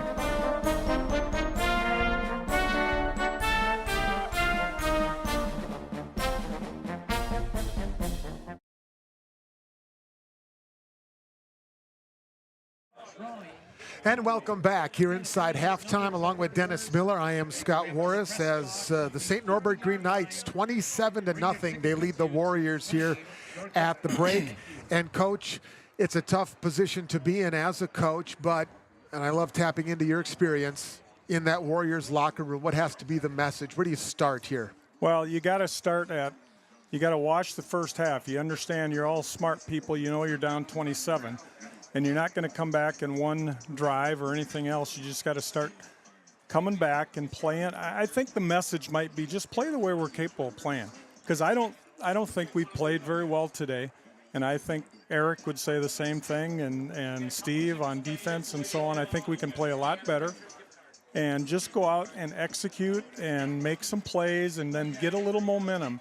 We can't let them have all the juice. We got to bring back some of it on our side of the line of scrimmage and just one play at a time and get some positive things going and then see what happens. It's a long game. You got to play 60 minutes. Keep in mind that the Warriors blocked a Tyler Jurgensen field goal attempt, a chip shot from the 2-yard line of scrimmage, in essence, a 19-yarder they blocked. That was the last play and an untimed down to end the first half. So if you're looking for a bright spot from the Warriors' perspective, that might, well, hopefully be it. Right. Let's go down to the field. Let's check in with Wayne Chevy. Wayne, what you got? At halftime, and he obviously is happy with the lead. Was not satisfied with kicking so many field goals. Obviously, the lead could be bigger, but he loved the physicality that his team brought, really taking it to the Warriors on both sides of the ball and trying to, again, keep that momentum and push through to the end. Because they know the Warriors are going to come back after us, so we'll see what happens. I'm going to check in with Andre Daniel, and we'll come back to you and see what we've got for injuries in the second half. Thanks, Wayne. Yeah. To tip your cap to Dan McCarty. He's a veteran. This is his 9th year here at St. Norbert. They had a bye last week, and from the get-go on that 70-yard 4-play drive, they looked really fresh. He should be happy with what his team did on both sides of the ball. Yeah, they look, you know, that 4-play drive looked like one of those, what we used to do and a lot of teams do, is just a scripted drive where you go out and you know what the first 4 plays are, you know what the formations that you want to run are.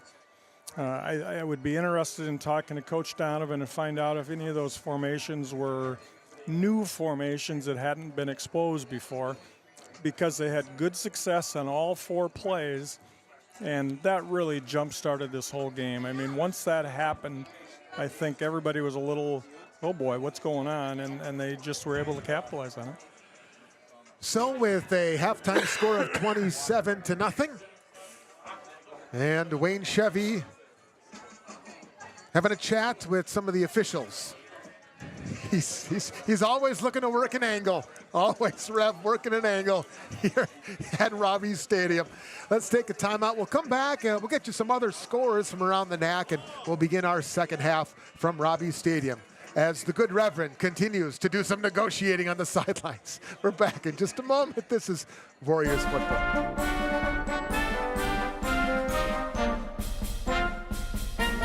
You're watching Warriors football live from Robbie Stadium on WLCSports.com.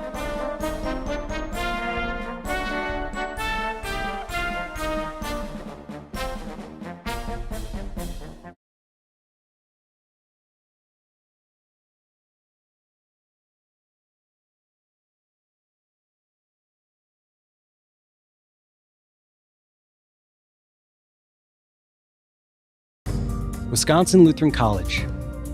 Academic excellence, real-world experience, Christian values. Discover your purpose. WLC.edu/purpose.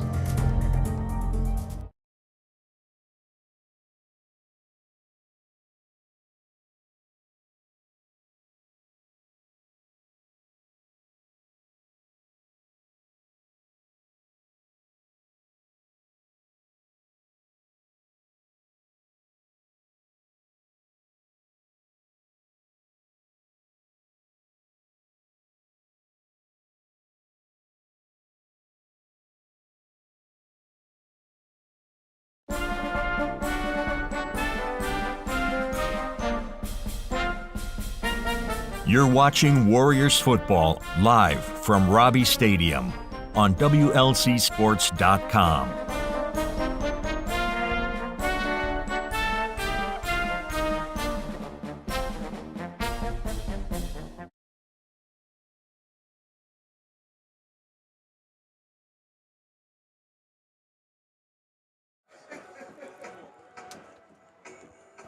Last few moments of halftime here at Robbie Stadium, and it is halftime at this moment across the conference as well. We can give you some scores. The 15th ranked Aurora University Spartans, 28-7 is the lead for the Spartans at home to Benedictine here today. Aurora closing in on yet another regular season championship for Don Beebe. Two other games, including a matchup in Rockford where the Regents, who will be the Warriors' opponent next Saturday, have a 24-6 lead on winless Eureka. They're at the break there. And it's a tight one up in Mequon, Wisconsin, where the Lakeland Muskies, 20-17, a lead at Concordia, Wisconsin. A pair of 3-2 conference foes going at it there, Muskies and Falcons. Falcons will be here for the finale in a couple of weeks. So all four games with ours at halftime. Warriors, after the team-wide huddle, will make their way to the near sidelines. Wisconsin Lutheran will get the opening kickoff of this second half. Barbian warming up here on the near sidelines. It was a rough first half for Bryce. There's no real other way to describe it than just rough. 5 for 10, beg your pardon, 4 out of 10 for 27 yards. He has been picked off twice and he fumbled the football. First turnovers for the Warriors quarterback since week 1 at Lake Forest. Warriors with 3 giveaways in the first half, no takeaways for Wisconsin Lutheran. St. Norbert now in that always important plus-minus turnover margin stat, plus 10 on the season. But a fresh half is about to begin. Warriors blocked a kick to close the first half, and now we'll see if they could use that as a little bit of a glimmer, a catalyst for something here in the second half.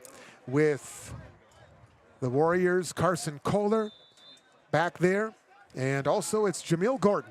And the second half is underway from Robbie Stadium, and it'll be Gordon to field this at the 10. He slips, and his knee hit the turf. My goodness, he'll be down at the 11-yard line.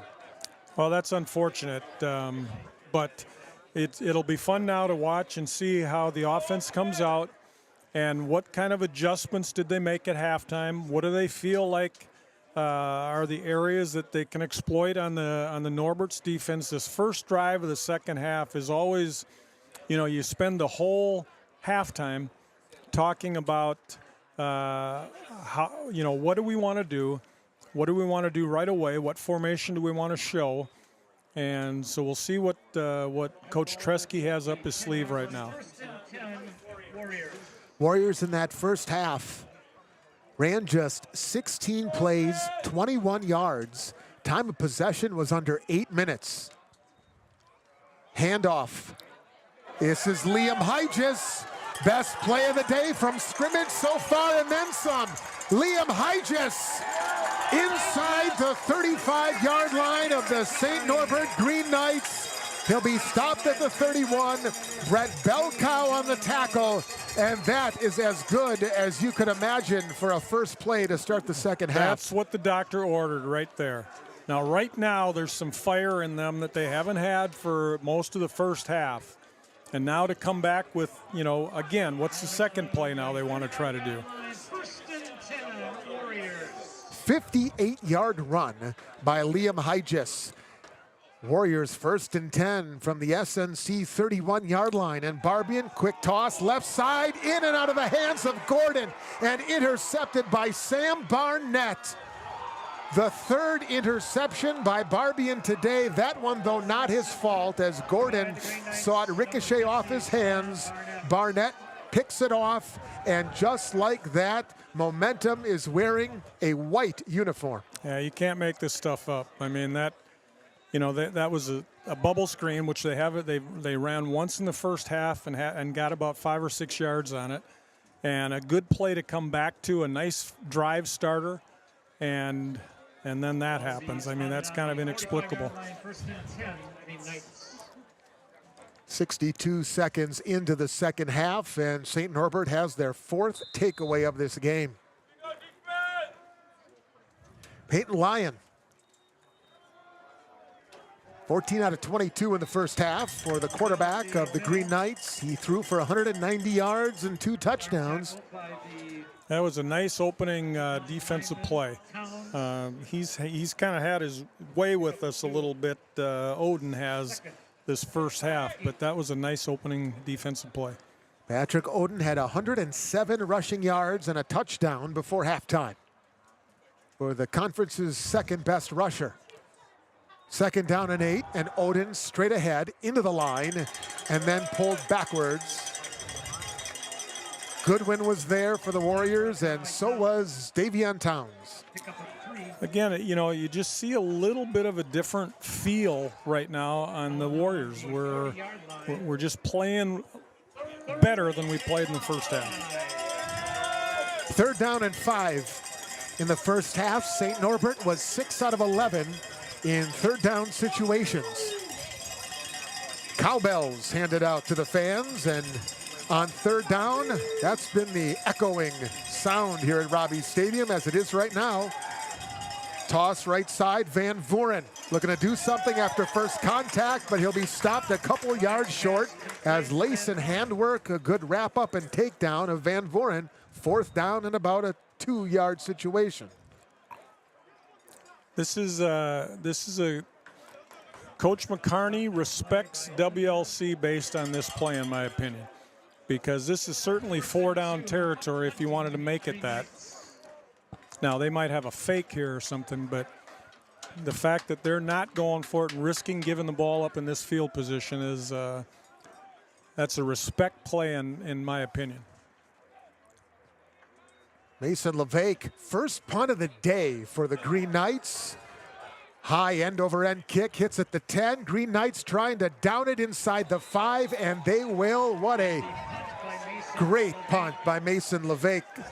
Connor Kelly deadened it at the 2, and so with a 27-point deficit facing them, still early moments of this 3rd quarter, the Warriors offense will huddle up around their head coach and offensive play caller, Eric Tresky. And again, I realize that last possession ended in an unfortunate interception off the Gordon deflection, but they did good things. You got the Hygis 58-yard run. You'd love to get a 58-yard run here in this This would be a nice place for one, yeah. Hygis is the tail of the tandem. Hygis, 58-yarder. He's only carried it twice today. He'll carry it here out of the end zone. He's hit behind the line of scrimmage. Did they pin him behind the goal line? No, they did not. They're going to mark this thing just outside the goal line, inside the 1. So he lost about a yard or so, and things get a little tighter now, to say the least. Yeah, this is a tough position, especially when you're out of a gun. This is a dicey area. There might be like 3 throws here to just, or 2 throws here to just get it out of here. Dave Beasley, our cameraman, right there on the sidelines. You can see just how close that ball was to the goal line here on this situation for Barbian and company on 2nd down and 11 from inside the 1. And Bryce is going to throw from the shadow of his own goalpost, looking near sidelines, and it's bobbled and incomplete. Looking for Hawkins. Good coverage by Thomas, who has 2 interceptions already today. And they've been playing like that all day, or not all day, but on many downs, just a little one-on-one. And I'm glad they went to it. They were very close on that, and I won't be surprised if they come back to it again.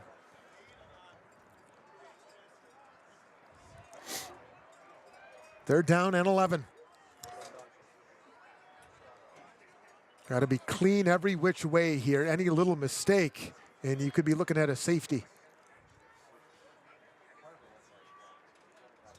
Hygis in the block. Barbian steps up. Now looking to make something out of nothing, and he'll get a little room out near the 6-yard line. Justin Benoit with the stop for St. Norbert. The Green Knights got that great punt by Levesque that pinned the Warriors inside the 3, and the defense holds. And now Drew Mears will punt from the back of the end zone. That was actually a nice play on Bryce's part, just to give us a chance to line up at a full distance to punt the ball out of there.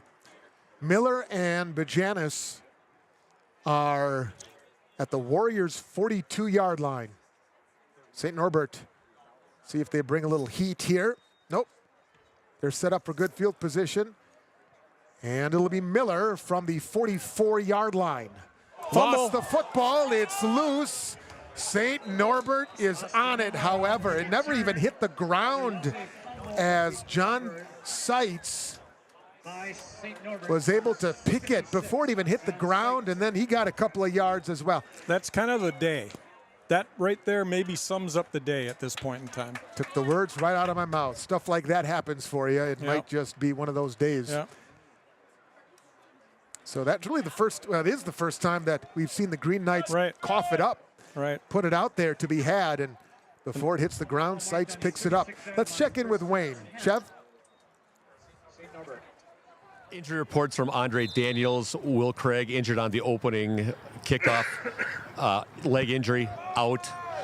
Xavier Allen, starter at cornerback, out. We got Gabe Cole, who is a reserve lineman.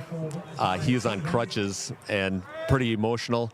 And Matt Laborde, who works on special teams, he's also out. So a lot on the defensive side. Thank you, Wayne.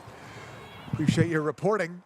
Not good news, certainly, but good to have those updates for those individuals. 2nd down and 4 for St. Norbert. Kind of a broken play there. Warriors did a good job to kind of blow that thing up as Lyon threw it at the feet of Miller. Ansick did a great job, read that play very well. You know, defensively, this is just, again, such a tough position to start playing defense on. And again, if we can keep them out of the end zone right now. 3rd down and 4. Warriors got a 3rd down stop on the Green Knights' last drive that forced a punt, and trying for something similar here. Lyon, and out of the backfield, that's at the feet of Will Darden and incomplete. And now decision time here for McCarty, and the quarterback Lyon jogs over to the far side numbers, and they're going to keep the offense on the field on 4th and 4. It's kind of no man's land here at the 30. Yeah, it sure is. I mean, if unless you have a great punt like the last time, the most you're going to gain on this is about 10 yards. So it's worth trying. Green Knights did convert on their only 4th down attempt of the game. That was back in the first half. 4th and 4. Warriors trying to come up with a big defensive stop. Looks like we're coming with a little pressure.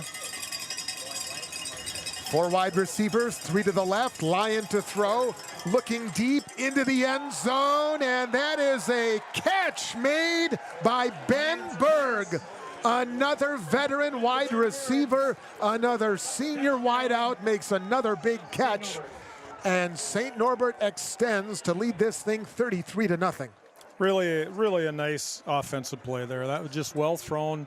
Martin had good coverage on him, but that was a well-thrown ball where the only guy that's going to catch it is the Norbert's player. Lyon, his 3rd touchdown toss of the afternoon.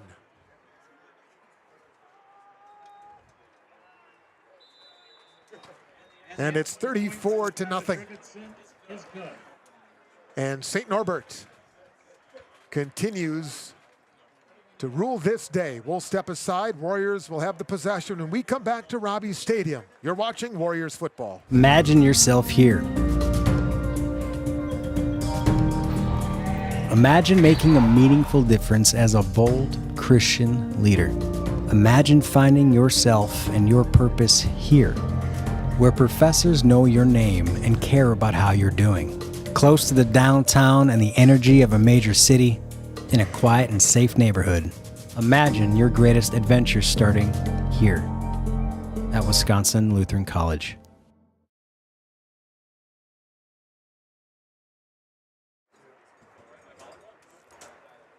.9:13 left, third quarter, and St. Norbert has tacked on a score.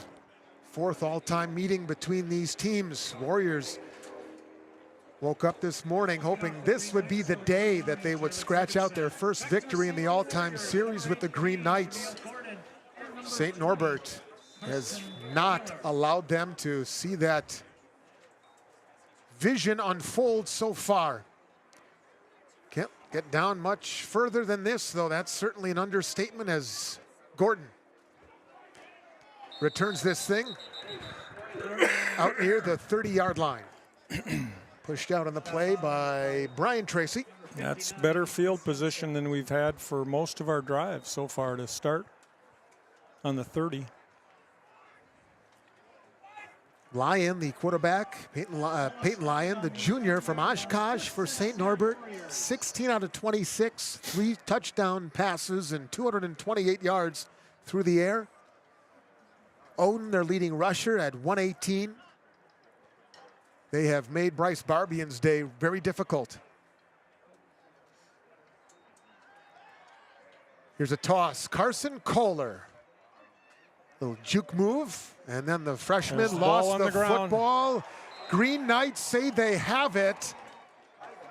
Mason Hasley knocked it out. We'll see as they unpile the bodies. It's another Green Knights takeaway. Fifth of the day. Fifth of the day. This is a precarious spot right now because there's a lot of questioning going on right now, and you gotta keep people together. You gotta come back and somehow you gotta forget about that play and just go back out and start playing defense, and offensively you gotta just get it together. You can't implode when something like this happens. As veteran a team as they are, in the end, you're only human, right? Exactly. You have those emotions. Yep, as Odin exactly. goes to work, bouncing it to the outside, makes something out of nothing. Ansick in the vicinity to usher him out of bounds. He's a very good back. I mean, as I think about the backs that you and I have watched this year, I don't think we've seen a better back. Well, we were talking a little bit at halftime, Coach, just off the air, and last time we were here, it was Aurora, top 25 ranked team, and they won the game 45-14. But the way we saw Aurora that day and the way we're seeing St. Norbert this day, in a lot of ways, St. Norbert looks better today than Aurora did that day, and that's maybe the ultimate compliment based on the way the Spartans program is right now. Completely agree. To the 28-yard line goes Odin. And it'll be third down and about 4 here for St. Norbert. They have been very balanced. Lyon has been spectacular today, starting with that opening drive. Odin, as advertised, if not even better than advertised maybe in some ways, going for 121. He's got a rushing touchdown. He's better than I thought he was going to be. Yeah.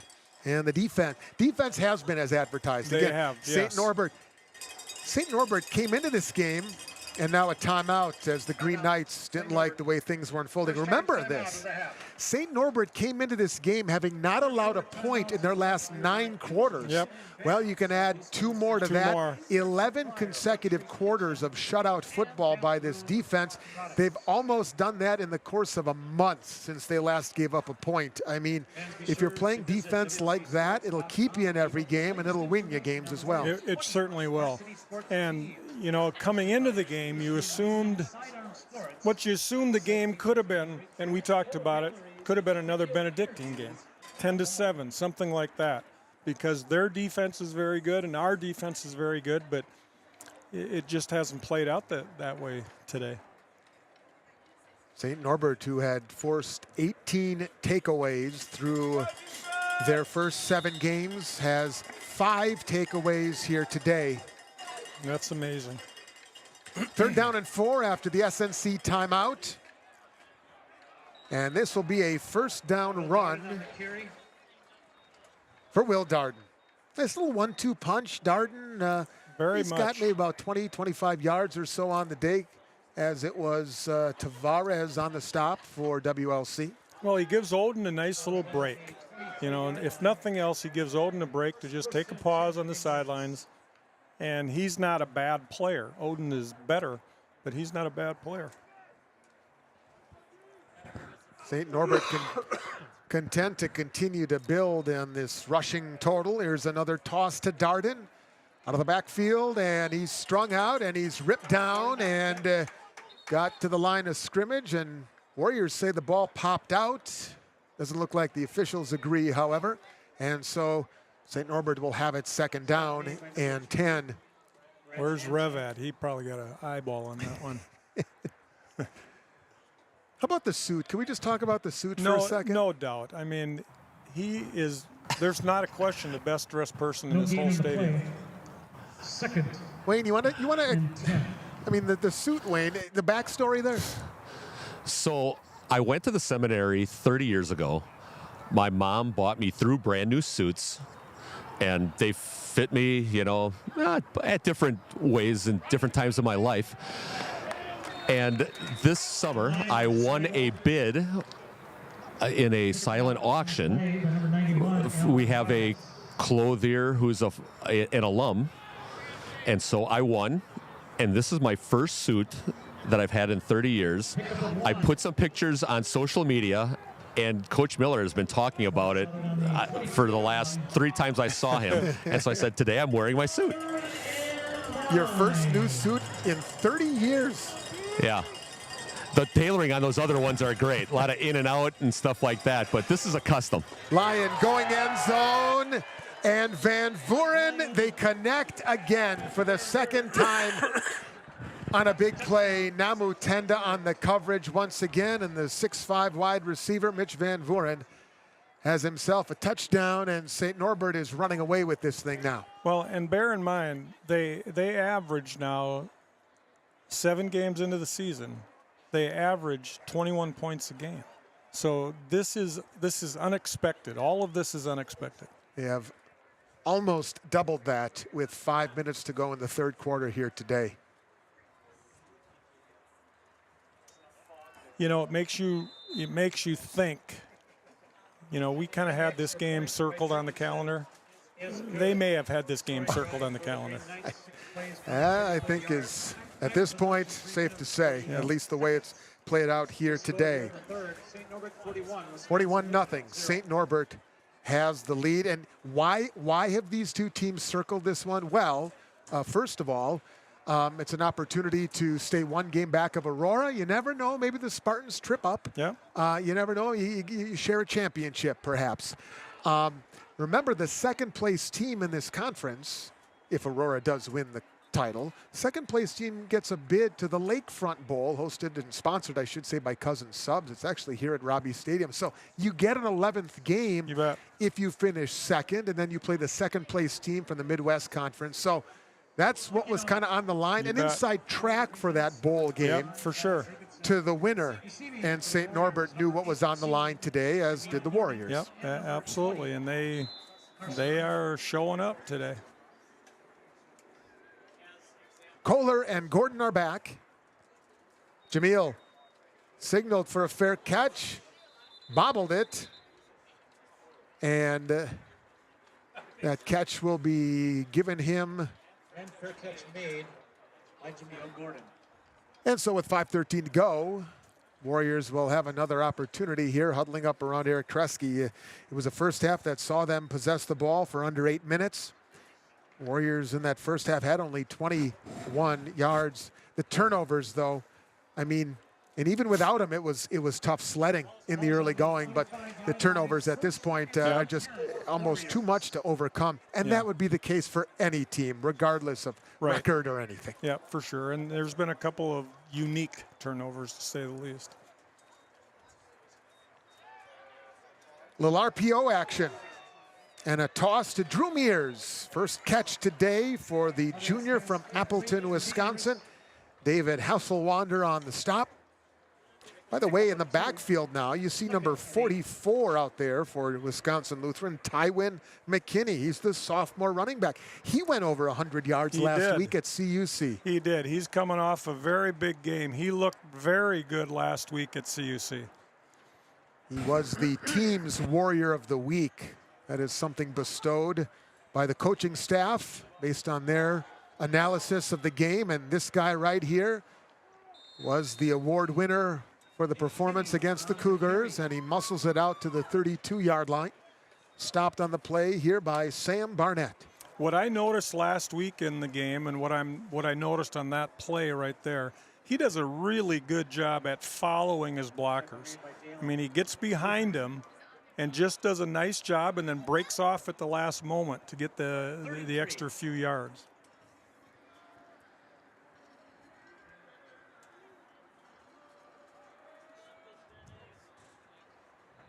Three wide receivers to the right. Throwing that way and overshooting Drew Mears, and a pressure in the backfield again will make you alter your throw. Peyton Ponteris on the pressure.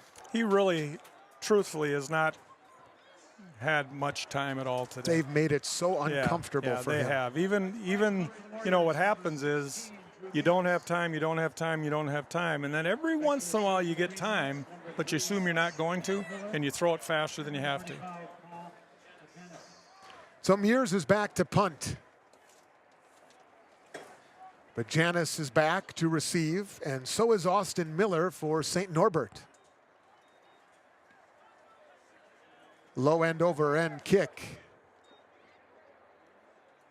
But Janis and Miller get out of there, and it'll be downed at the 35-yard line with 3:41 to go here in the third quarter. And St. Norbert in command. Back in a moment, you're watching Warriors football. Wisconsin Lutheran College. Academic excellence, real-world experience, Christian values. Discover your purpose. WLC.edu/purpose.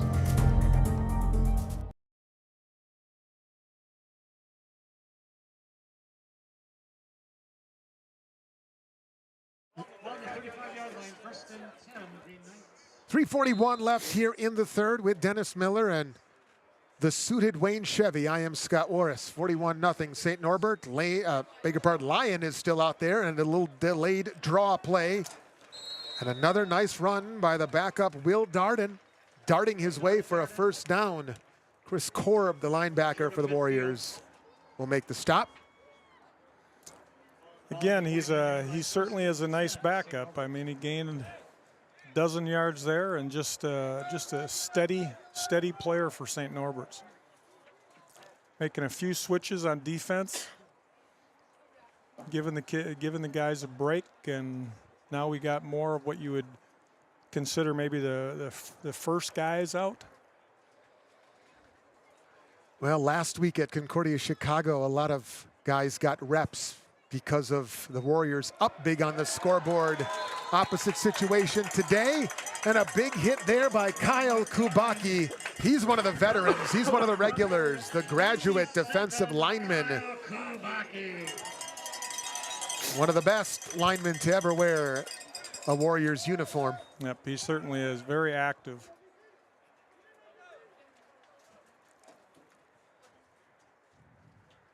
I see Nate Griffith doing some things on the sidelines, wondering if he's going to get his opportunity in the next possession for our offense. Backup QB with iPad, talking with Tresky and Barbian for that matter. Handoff next to nothing to the 45-yard line as we approach 2 minutes to go here in the third quarter. Griffiths did see action last week at CUC, threw a touchdown to Nate Hidalgo. He's a very competent player. There's no question about that. Yeah, he's gotten reps. He's gotten starts, yeah. You bet. He would, you know, I think of the guys that have played for me over the years, and he certainly would have fit in very well with that, all of those guys.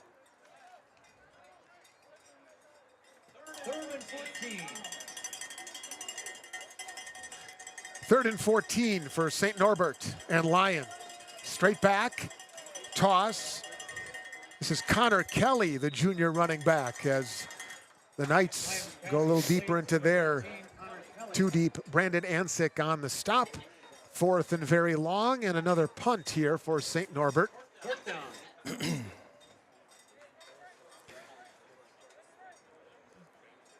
Warriors will be at Rockford next Saturday, and then home to Concordia, Wisconsin, 2 weeks from today in the regular season finale. Which is always, no matter what the records are, always a big game. Carson Kohler, the only man back at the 15. High snap. Nice punt. Got it away. Wow. And fair catch at the 15-yard line with 40 seconds to go. You know, you look at what's ahead for the Warriors, like you said, Coach. Rockford, and that won't be easy. I know Rockford is not at all is struggling this year, but you go to their place and natural grass turf. I was going to say you play on grass, and you just, you know, you don't play on grass anymore. So that's a little bit of a difference. Everybody's used to the, you know, the structure of turf, but and they have a quarterback. I think he's back for his 8th or 9th year, and he's just a very, very good player. Well, Barbian is still the quarterback here for the Warriors in the final minute of the 3rd quarter. And Liam Hygis. There was the new motion that Coach Tresky was telling us about during our pregame visits with him. Kind of a little bit of orbit motion. Koima on the stop. Yeah, explain that. Describe that, if you could. Well, instead of, you know, going the direction of the line of scrimmage, it's more like an orbit, more like back, around, and up again. And the theory behind it is you can gain a little bit of speed that way. 2nd down and 8. Empty backfield. Toss. Catch. Hawkins. Brings up a 3rd down. Barnett on the tackle. Well thrown, well defended, actually. There's the quarter. 4th quarter on tap. St. Norbert in control, 41-0. Back in a couple of moments. You're watching Warriors football.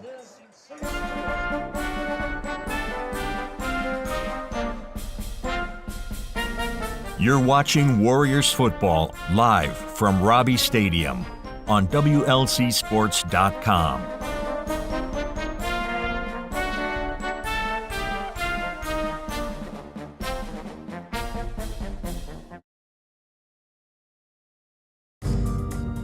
The world is changing in powerful ways. You deserve an education that helps you meet the moment. Wisconsin Lutheran College. An academic and faith experience embedded in a close-knit community that activates your potential. Preparing you for life's critical moments so you can step into your unique purpose as a bold Christian leader.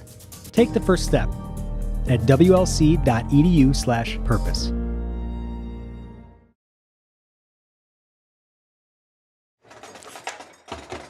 And we welcome you back. 4th quarter is up as we have one last broadcast to bring you. It'll be in 2 weeks, the Lutheran Bowl. The Falcons are going to be here. And like you alluded to earlier, Coach, that's been a long-held rivalry, always fun.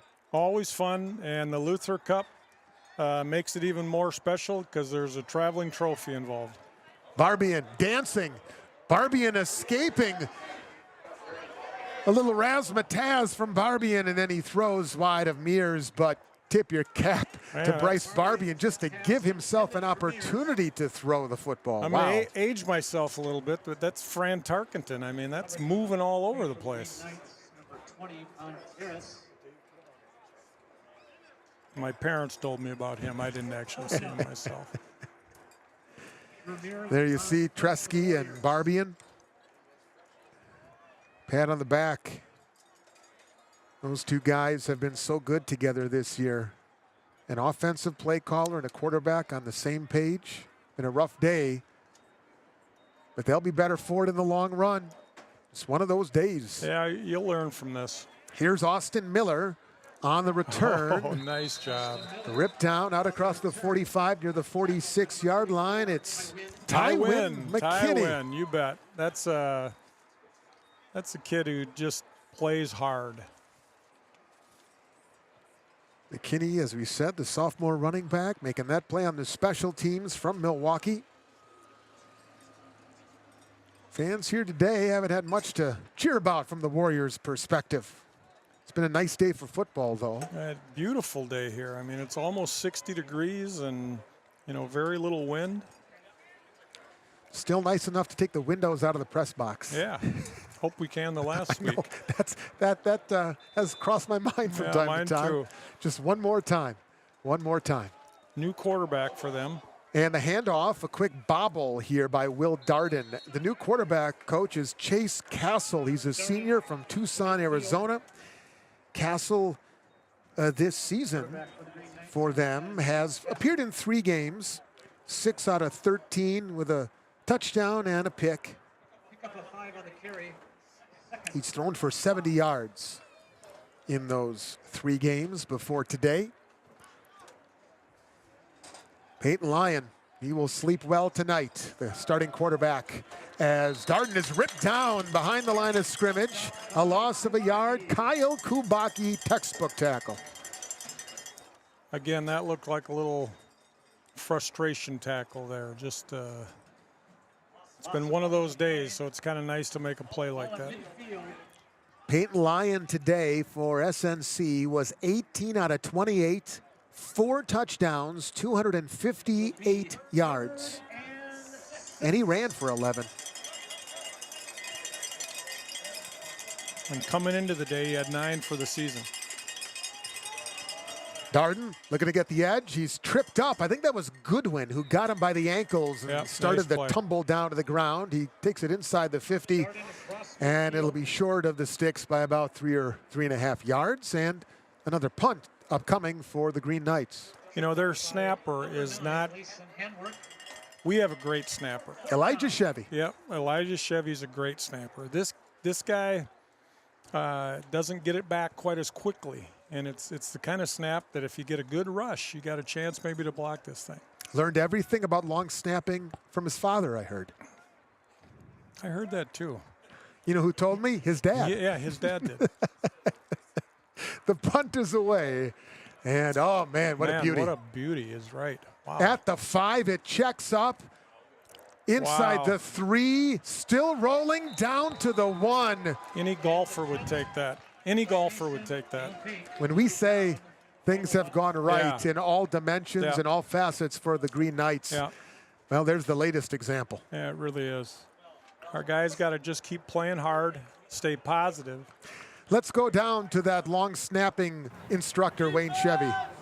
So I never instructed him, but I did tell him when he went to high school as a freshman, when he was about 5'4" and 78 pounds, I said, there's going to be 12 of you. They're going to put you at wide receiver, and they're never going to pass the ball. But I said, if you want to get on the field, here is a way you get out there. Now, sometimes it means your team is not successful. Sometimes it is. You're kicking extra points or field goals and stuff like that. And so even by sophomore year, he got asked to be on the varsity. And when he came here to WLC, he was playing quarterback. And he's like, well, I think I just want to focus on that. I said, well, maybe leave your options open. And I'm thankful that he did. Always have to have a backup plan. Yeah, you do. In football, like in life. Well, there was almost a big play connected there. Yeah. Bryce Barbian still out there at quarterback, and his good buddy Emmett Hawkins, that Cudahy connection, almost connected for what might have been a 90 yards. Yeah, close to it. That could have been a touch. From the 1, yeah. Longest pass play in Warriors history, if that would happen. I think so. Would have been, right? I'll assume so. I don't remember any other one. You are the record book, so if you say it, then I believe it. Toss right side. I think that's Jamil. Yep, it's Gordon. Pass complete. Bo Allison on the stop. Gordon. St. Norbert's done a pretty good job tackling today. Yeah, they have done very well. Yeah, sure tackling by this defense. Yeah. That's a very, very good defense. Now, 12 quarters, 12 consecutive quarters without allowing a point. You're going to win a lot of games. You're at least not going to lose many games that way. 3rd down and 3 from the 8. Barbian steps up, Flushed right, hit as he throws, looking along the sidelines for Hawkins, and it is incomplete. How many flags have there been? Not that there should have been there. I don't really think there should have been, but how many flags have we had? 2? 2, both against the Warriors. Wow, that's unbelievable. I like this crew. They let you play a little bit. Would you have said that to the crew? Like, we get in the fourth quarter and there are not a lot of flags. Will you say, hey, oh yeah, appreciate the way you guys are handling this thing today? I know there are times I weren't very nice to them, but yes, I would, yeah. You always hear about coaches, going after the refs. Well, if you feel it's being well called. Absolutely, yeah. Kick is away, fair nice catch, but Janis dropped it. Fair catch, he fell on top of it though. And that's where the SNC drive will start. Let's check in again with the suited Wayne Chevy. Or not. Looks like a whole new defensive group going out. Yep. Steve Donovan, 10th year, DC, is putting some fresh bodies out there. Yep. Second straight week that they've been able to work through the roster and get guys some reps. There's over 11 minutes to go here in this fourth quarter. Last week was for all the right reasons, of course. Yep. Different story, other script, other side of the coin, as it were, here today. But when you look at it, with the injuries we've had today, you've got to have reliable backups. That there's not a big drop-off when they go in and play. So this is the only way to get that experience. The rest of the day on the ball carrier side is going to be Darden, I believe, and he's roped down at the 45. I think he's good to go now. Or not. Wayne's giving me the... he's shrugging. Uh-oh. Now Darden is down on the far sidelines. That's not good. Now the last thing that anybody wants is any injuries here at this point, especially the way that St. Norbert has run the football here this afternoon. Darden's up to 38 yards. Odin went for a buck 24 today. Buck 24. Hard runs, too. They were not gimmies. So it's second down and 8. Pick up of 2 on the carry, second and 8. From the 45-yard line of the Warriors. And again, the quarterback is Castle. You know, it's really challenging when you make a wholesale change of players and not have like any veteran guys in there to kind of calm the storm a little bit. And so far, they've done a really nice job on those first two downs of this series. Connor Kelly is a junior running back from Germantown. Got the carry on that last play. And McCarty going into his roster a little deeper now here in the final portions of the fourth quarter. Take the handoff that time to Kelly, and Castle to throw, and it's off the fingertips. A penalty flag in the backfield as Castle was taken down, and it looks like this is going to go against the Warriors. Indicated that he hit the helmet. Personal foul, roughing the passer. Defense, number 93. 15-yard penalty from the previous spot. Automatic, first down. Anytime you get near the helmet, up in that region, you're going to get the flag thrown on you. Dennis Schmidt Jr. is the guilty party. And again, just the third penalty against the Warriors today. St. Norbert has not been penalized today.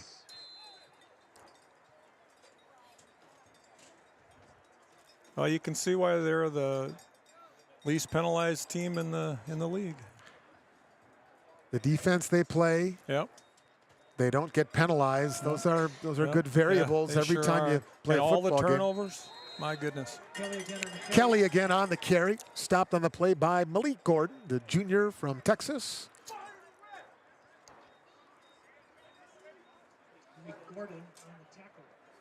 St. Norbert, and you alluded to it, Coach, they played in that Lakefront Bowl here at Robbie Stadium a season ago, and they're trying to get back there again. And with a win, and they're 9:45 away from that, they would certainly have the inside track, even if they would then trip up and the Warriors would win out, they'd have the tiebreaker by virtue of today's result. They're sitting in an enviable spot for that. Content to keep it on the ground with the junior Kelly. And on second down, he'll move the chains. He got 6. He needed 5. Just grinding this clock. Approaching 9 to go. Korb another stop.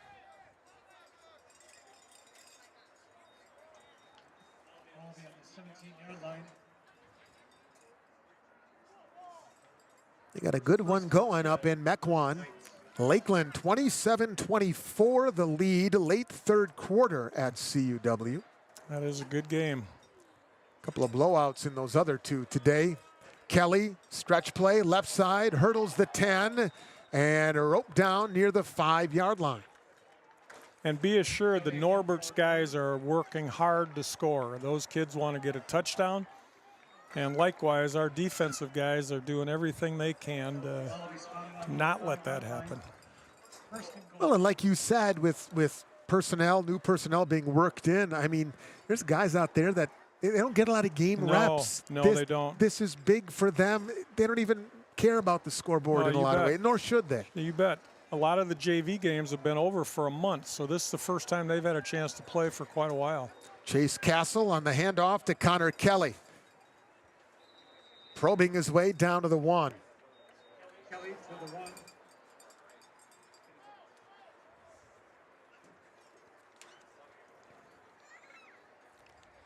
Those two other games I mentioned that were not close. Aurora 42-14 midway through the 4th against Benedictine. And Rockford pouring it on the winless Eureka Red Devils 52-6. Again, the Warriors will visit Rockford next Saturday at noon. A little earlier kickoff there in Rockford, Illinois. Make note of that. Kelly straight ahead. Touchdown, St. Norbert. So Kelly gets the rushing touchdown for St. Norbert. Second touchdown on the ground today for the Green Knights. Odin had one. His day has long since ended. And now Carson Kelly has a touchdown run from just about a yard or two out. It was a nice drive by St. Norbert's right there. They were pretty patient and they worked hard to get first downs, but it was just a nice drive. Yep. PAT is good. Jurgensen has had a good day. Louis. That's, you know, you've been out there a lot. He had a blocked field goal and he missed one in the first half as well, and still you feel like he's had kind of a good day. Exactly. He's been involved, as you might imagine, with 7:32 to go. And, you know, you look at Eric Tresky right there, and I give credit. If I could just pull the curtain back just a little bit. We asked him, and Wayne asked him right before halftime. First half did not go well. Did he still want to have that interview? And he said, in essence, I'm paraphrasing, I want to be true to who we are and who I am, and I'll answer that question. There's a lot of coaches who would sprint for that locker room and ignore a microphone, and still coaching his team. And this is when you got to dig deep and you face adversity and find those moments to inspire those guys. And Tresky and his entire staff are doing a lot of that right now on the sideline. You do. Eric, Coach Tresky's got it figured out. He understands the importance of the game, but he understands the importance of other things as well. And he's clearly got it figured out. His guys will come back hard next week and get back to work. They've been a pretty good bounce-back team. They have. I mean, they only have a couple of losses coming in. They haven't lost consecutive games all season long. No, they have. I mean, they didn't, you know, their game against Lake Forest, they were fine. They didn't play particularly well. They had a couple of glaring things that Coach Tresky said he needed to work on, but then they did, and they came back and really put some nice things together. Had a tough loss against Aurora and came back and had 2 great wins. So I expect the same thing starting next week.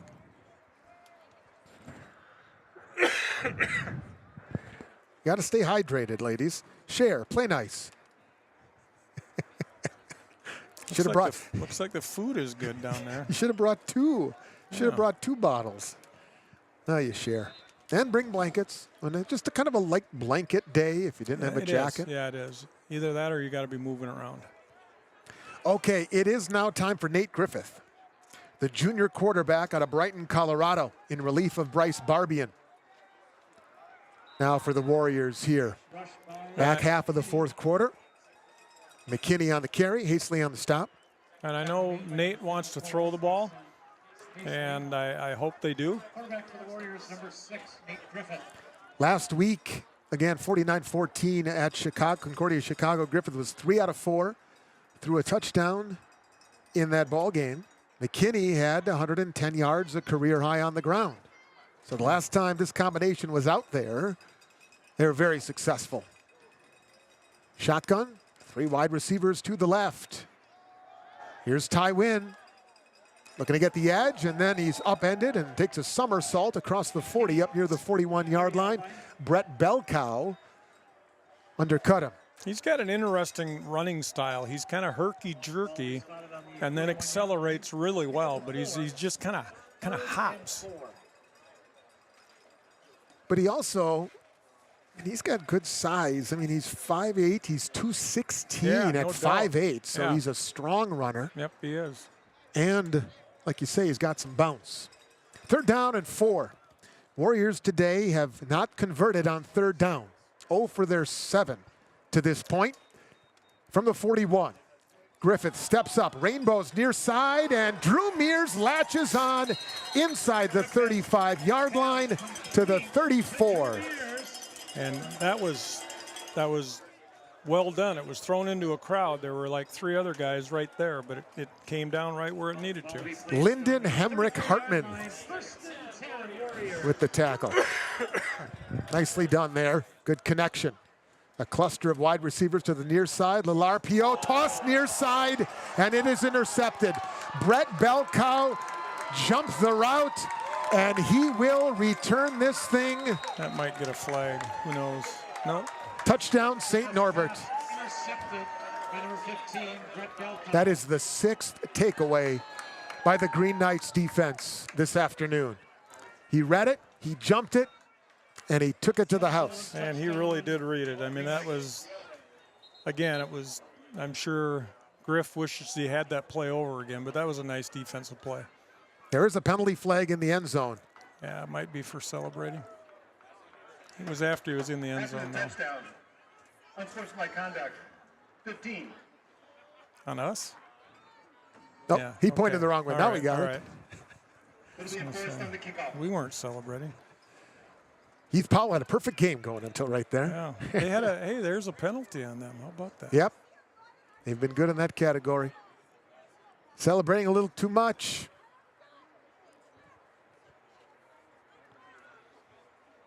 Jurgensen for the point after. I feel bad for Griff. He goes in there and that happens to him, and that's not what you want to have happen.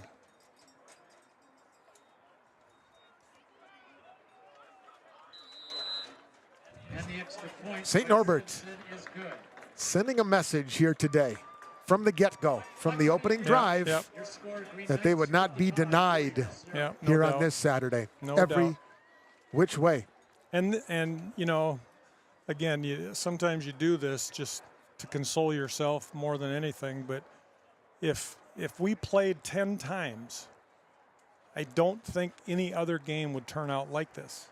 It's just been one of those odd games, and it doesn't seem like any bounce went our direction. Now, we didn't make many go our direction, but they had it all going today.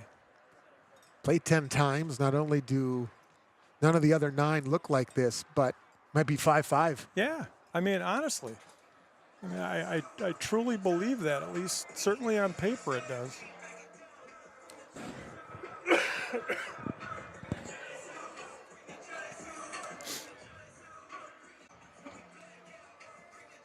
And then, and you've alluded to it already, Coach, is the recovery from this. I mean, you can't, and the old slogan is, you can't let St. Norbert beat you twice. No, exactly right. It's learning from it. You got it. Burn the tape, don't burn the tape, whatever. Be better for this, and then get ready for the Regents next week so that you don't lose twice and it's just for once. And it's a hard game next week because Rockford is perceived as not one of the top teams, and yet I think they're a very good football team. Fair catch made by one of the upmen there for the Warriors. It's Hidalgo there that made that one. Yep, Nate Hidalgo, the fair catch. He was the up man. So 5:28 to go in St. Norbert. On defense, Warriors on offense after that bell cow pick 6. Yep. And it is Griffith right back out there. Good. Throw the ball. And he's been through the wars before, like we said. He has. So he's a tough-minded kid. He'll come back. Good to rebound here, you'd imagine. There it is, same play. He'll Except keep he didn't throw it this time. A host of Green Knights take him down out near the 42-yard line.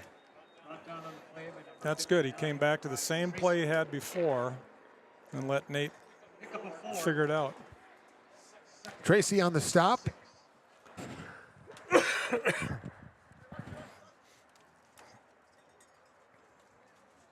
Mentioned a few times, obviously, the Warriors, they will be at Rockford next week.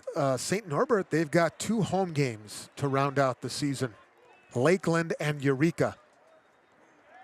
And they'll have the inside track for the Lakefront Bowl. Mears, the catch, and then escorted out by Sean Gillis. Lakeland will be, based on how Lakeland has played the rest of the season, that'll be a challenge for him. Lakeland's got a special kid playing quarterback for him. Robbie Michael. Yeah, he's a good player. Speaking of the Muskies, they're up 10 early moments, 4th quarter at Concordia, Wisconsin, 34-24.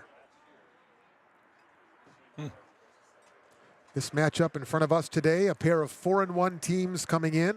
That matchup there at CUW, a pair of 3-2 teams. 3rd down and 4.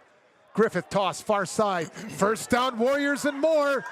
Emmett Hawkins turns on the Jets and takes this one 56 yards to the house. And the Warriors have finally broken through against the Green Knights defense. And I'm happy for Griff. He gives one up, but he gets one back.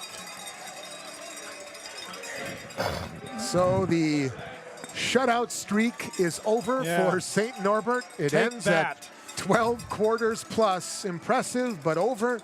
That for Emmett Hawkins is his 8th touchdown reception this season. Not many guys are going to catch him either once he catches it and gets going. And the first one from somebody not named Bryce Barbian. Yeah, right. Arnulfo Ortega. Haven't called his name all day today. The reigning special teamer of the week in the NAC. 4th time in his career he won that award, and he punches that one through. And with 3:53 to go in the 4th quarter, the Warriors get that goose egg off the scoreboard. They lead they trail 55-7. We'll step aside, back in a moment. This is Warriors football.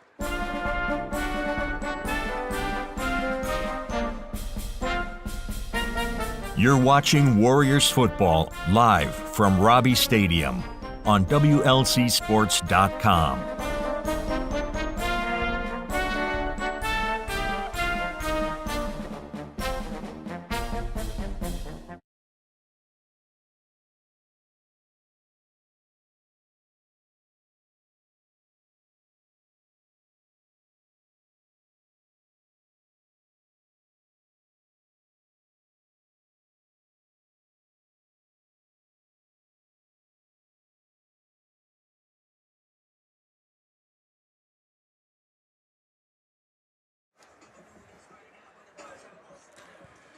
So the Warriors strike on a 56-yard connection from Griffith to Emmett Hawkins with under 4 to go. And it wasn't like a long pass. It was a catch and run. And again, Hawkins isn't going to get caught by many people. Carl Kohler on the return that time, and another special teams tackle by Tywin McKinney. He's getting plenty of reps now on the offensive and the special team side of the ledger. He reminds me of an NFL guy, an NFL running back that doesn't play much offense, but makes an impression on special teams and sticks around for a long time. Warriors are young at that running back spot. Boy, they Hygis are. and Kohler freshman, and McKinney only a sophomore. Yep. Quarterback remains Chase Castle. Knights. For the Green Knights, Will Darden, I believe, is back out there. Low snap. Nope, I beg your pardon. That's not him. That is Kohler. Carl Kohler, number 39. Darden left a little banged up earlier. And I was kind of surprised if that was him. It wasn't. It was Kohler. He's getting a number of carries today, too.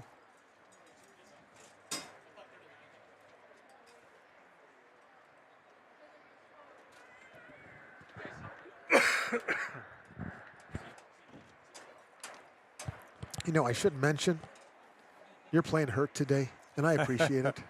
I hope that's not obvious to man. everyone. You're almost out of lozenges. Yeah, You've done a good job rationing your lozenges, Coach. And water. Boy, oh boy, they help. Kohler on the carry. You got to fight through it. Yep.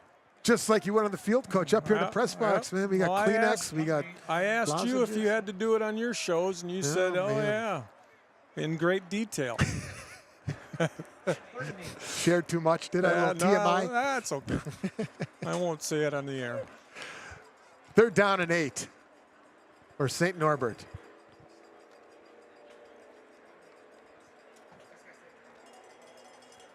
Remember, you have the 2-minute timeout. Yep, it's coming up. Kohler bouncing, finding very little to the 32-yard line on a pickup of close to 3. We'll take it down. It'll be 4th down and 5. They'll punt on the other side of the 2-minute timeout.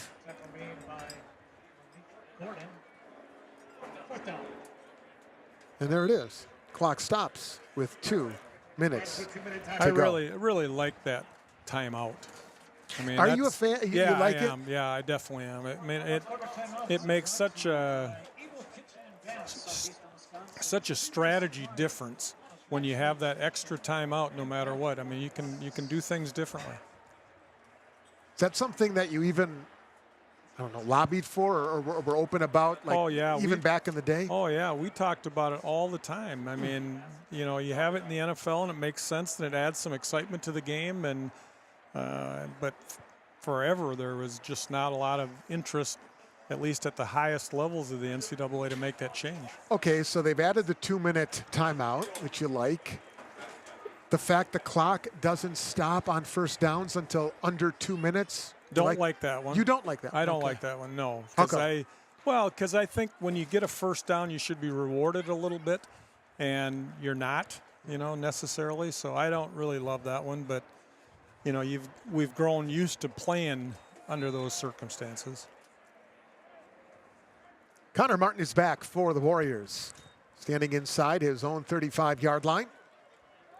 This kid's a good punter. Signals for a fair catch and makes it at the 36. Mason LeVake. He's been good today. Yeah, he really has been. Every punt has been pretty consistent. See, coming in, LeVake was averaging 40 yards per punt. Was he? Yeah. Yeah. Well, good. He's a good one. I like this gentleman's backpack that's just leaving here.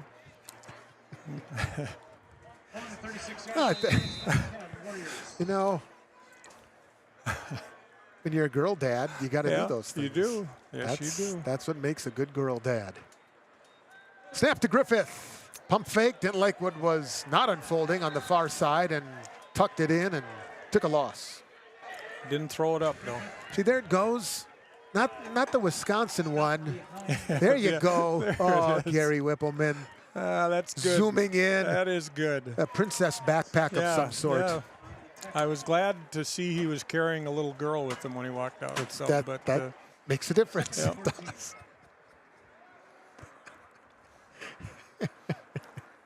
That makes all the difference. 80 seconds and counting here. 2nd down and 14. Griffith whispers into the ear of McKinney. Tywin blocks as the throw is wide. In the vicinity there was Deshaun Wells, sophomore wide receiver, number 80. He was kind of amongst a block. Yeah. Or no, I beg your pardon, not 80. It was 82, Trey Smith, who was engaged with a defender at the time. I actually didn't even see where the ball went up here. 69 seconds left. 34-31. Lakeland has a 3-point lead. Fourth quarter at CU-Dub. They're in for a good finish there. Delayed draw play, and McKinney has some room, and Tywin McKinney sprints out to the 40-yard line on a gain of 8. We'll go for it. Stop on the play by number 58. Haney on the stop. So St. Norbert will improve to 5-1 in the NAC, 5-3 overall. This will be their 5th consecutive victory. Warriors will drop to 4-2 in the conference, now 5-3 overall. Warriors at Rockford next week. St. Norbert, as we said, home to Lakeland next week. 20 seconds left. Could be the final play of this one. Griffith going deep. There's coverage there, and it's incomplete.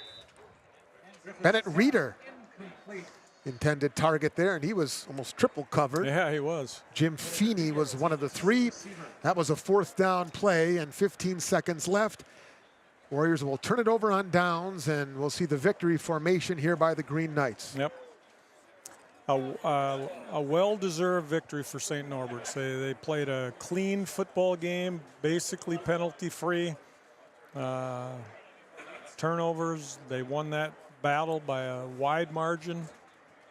It's very solid. Took the opening drive 70 yards in just 4 plays and have not looked back since. Boy, here today. they haven't. Forced 6 Warriors turnovers, and St. Norbert a resounding 55-7 victory here on this day over the Wisconsin Lutheran College Warriors. Again, SNC improves to 5-1 in the NAC. Warriors, they fall to 4-2. Let's go down to Wayne. He's with Eric Trusky. Coach, obviously tough on the scoreboard. 2 things. Offensively, hard time getting things going out there. There's a Yeah, we practiced all week long. Our scout team did a really good job of showing exactly what we saw. We weren't patient at times, and that's what hurt us. I feel for our kids. We didn't play within ourselves. You didn't see Warrior football today, and I know that hurts those guys. And I think that's part of it, is we started so poorly that we weren't able to get ourselves out. I've got to do a better job of trying to help our kids learn how to respond in those moments. But no matter how we play, I'm proud of them, and we're going to get better from it. And what's going to be your message to them as we go into Rockford next week? The only game we have promised is the one in front of us, right? So we're going to make the most of what we have. We're going to make sure we get back to basics and stay locked in. Coach, have a good week. Yep, thank you guys. All right, and we appreciate We'll take it back to you guys. Yeah, thank you, Wayne, and we appreciate Eric Trusky, very gracious there to offer his comments, and you can see the hurt on his face. And Coach, your final thoughts here as the Warriors. Tough one today, 2 games left on the road at Rockford next Saturday. Yep, well, number one, it wasn't a game that we expected to be. I don't think, I'm sure if you asked all the guys and the coaches, we didn't play up to our abilities, but I do tip my hat to St. Norbert's. They're a very good football team, and they played well today. And now it's a matter of just getting back to business. And I liked Eric's phrase, which you're not guaranteed any game except the next one. And you can't waste the next one, and we said it during a break. You can't waste the next one and lose to St. Norbert's twice because you just don't overcome this. So that's part of why athletics is so valuable for people, is because you learn what life is about. And this is what life's about. You don't always win, and things don't always go your way, but you have to get back at it, and that's what we'll do next week. Warriors head to Rockford. Our next broadcast will be 2 weeks from today for the big Lutheran Bowl, battle for the Luther Cup trophy, as Wisconsin Lutheran will host Concordia, Wisconsin in the regular season finale. If you haven't been to a game yet this year, that's the one to make. There's always a lot of juice in that one, and if you can't, we'll have it for you starting at 1 o'clock. Again, that's 2 weeks from today, November the 16th. There will be better days, Warriors fans. We promise. Today, you tip your cap to the Green Knights of St. Norbert. 55-7 is the final score. Thanks, as always, to our great W7 Productions crew behind the scenes under the production and director's work of Gary Whipperman, James Whipperman up here in the booth, and Dave Beasley working the sidelines. For Wayne Chevy and the coach Dennis Miller, I'm Scott Warris saying good afternoon from historic Robbie Stadium, St. Norbert 55 and the Warriors 7. Enjoy the rest of your weekend, everybody. This has been a presentation of Warriors football on WLCSports.com.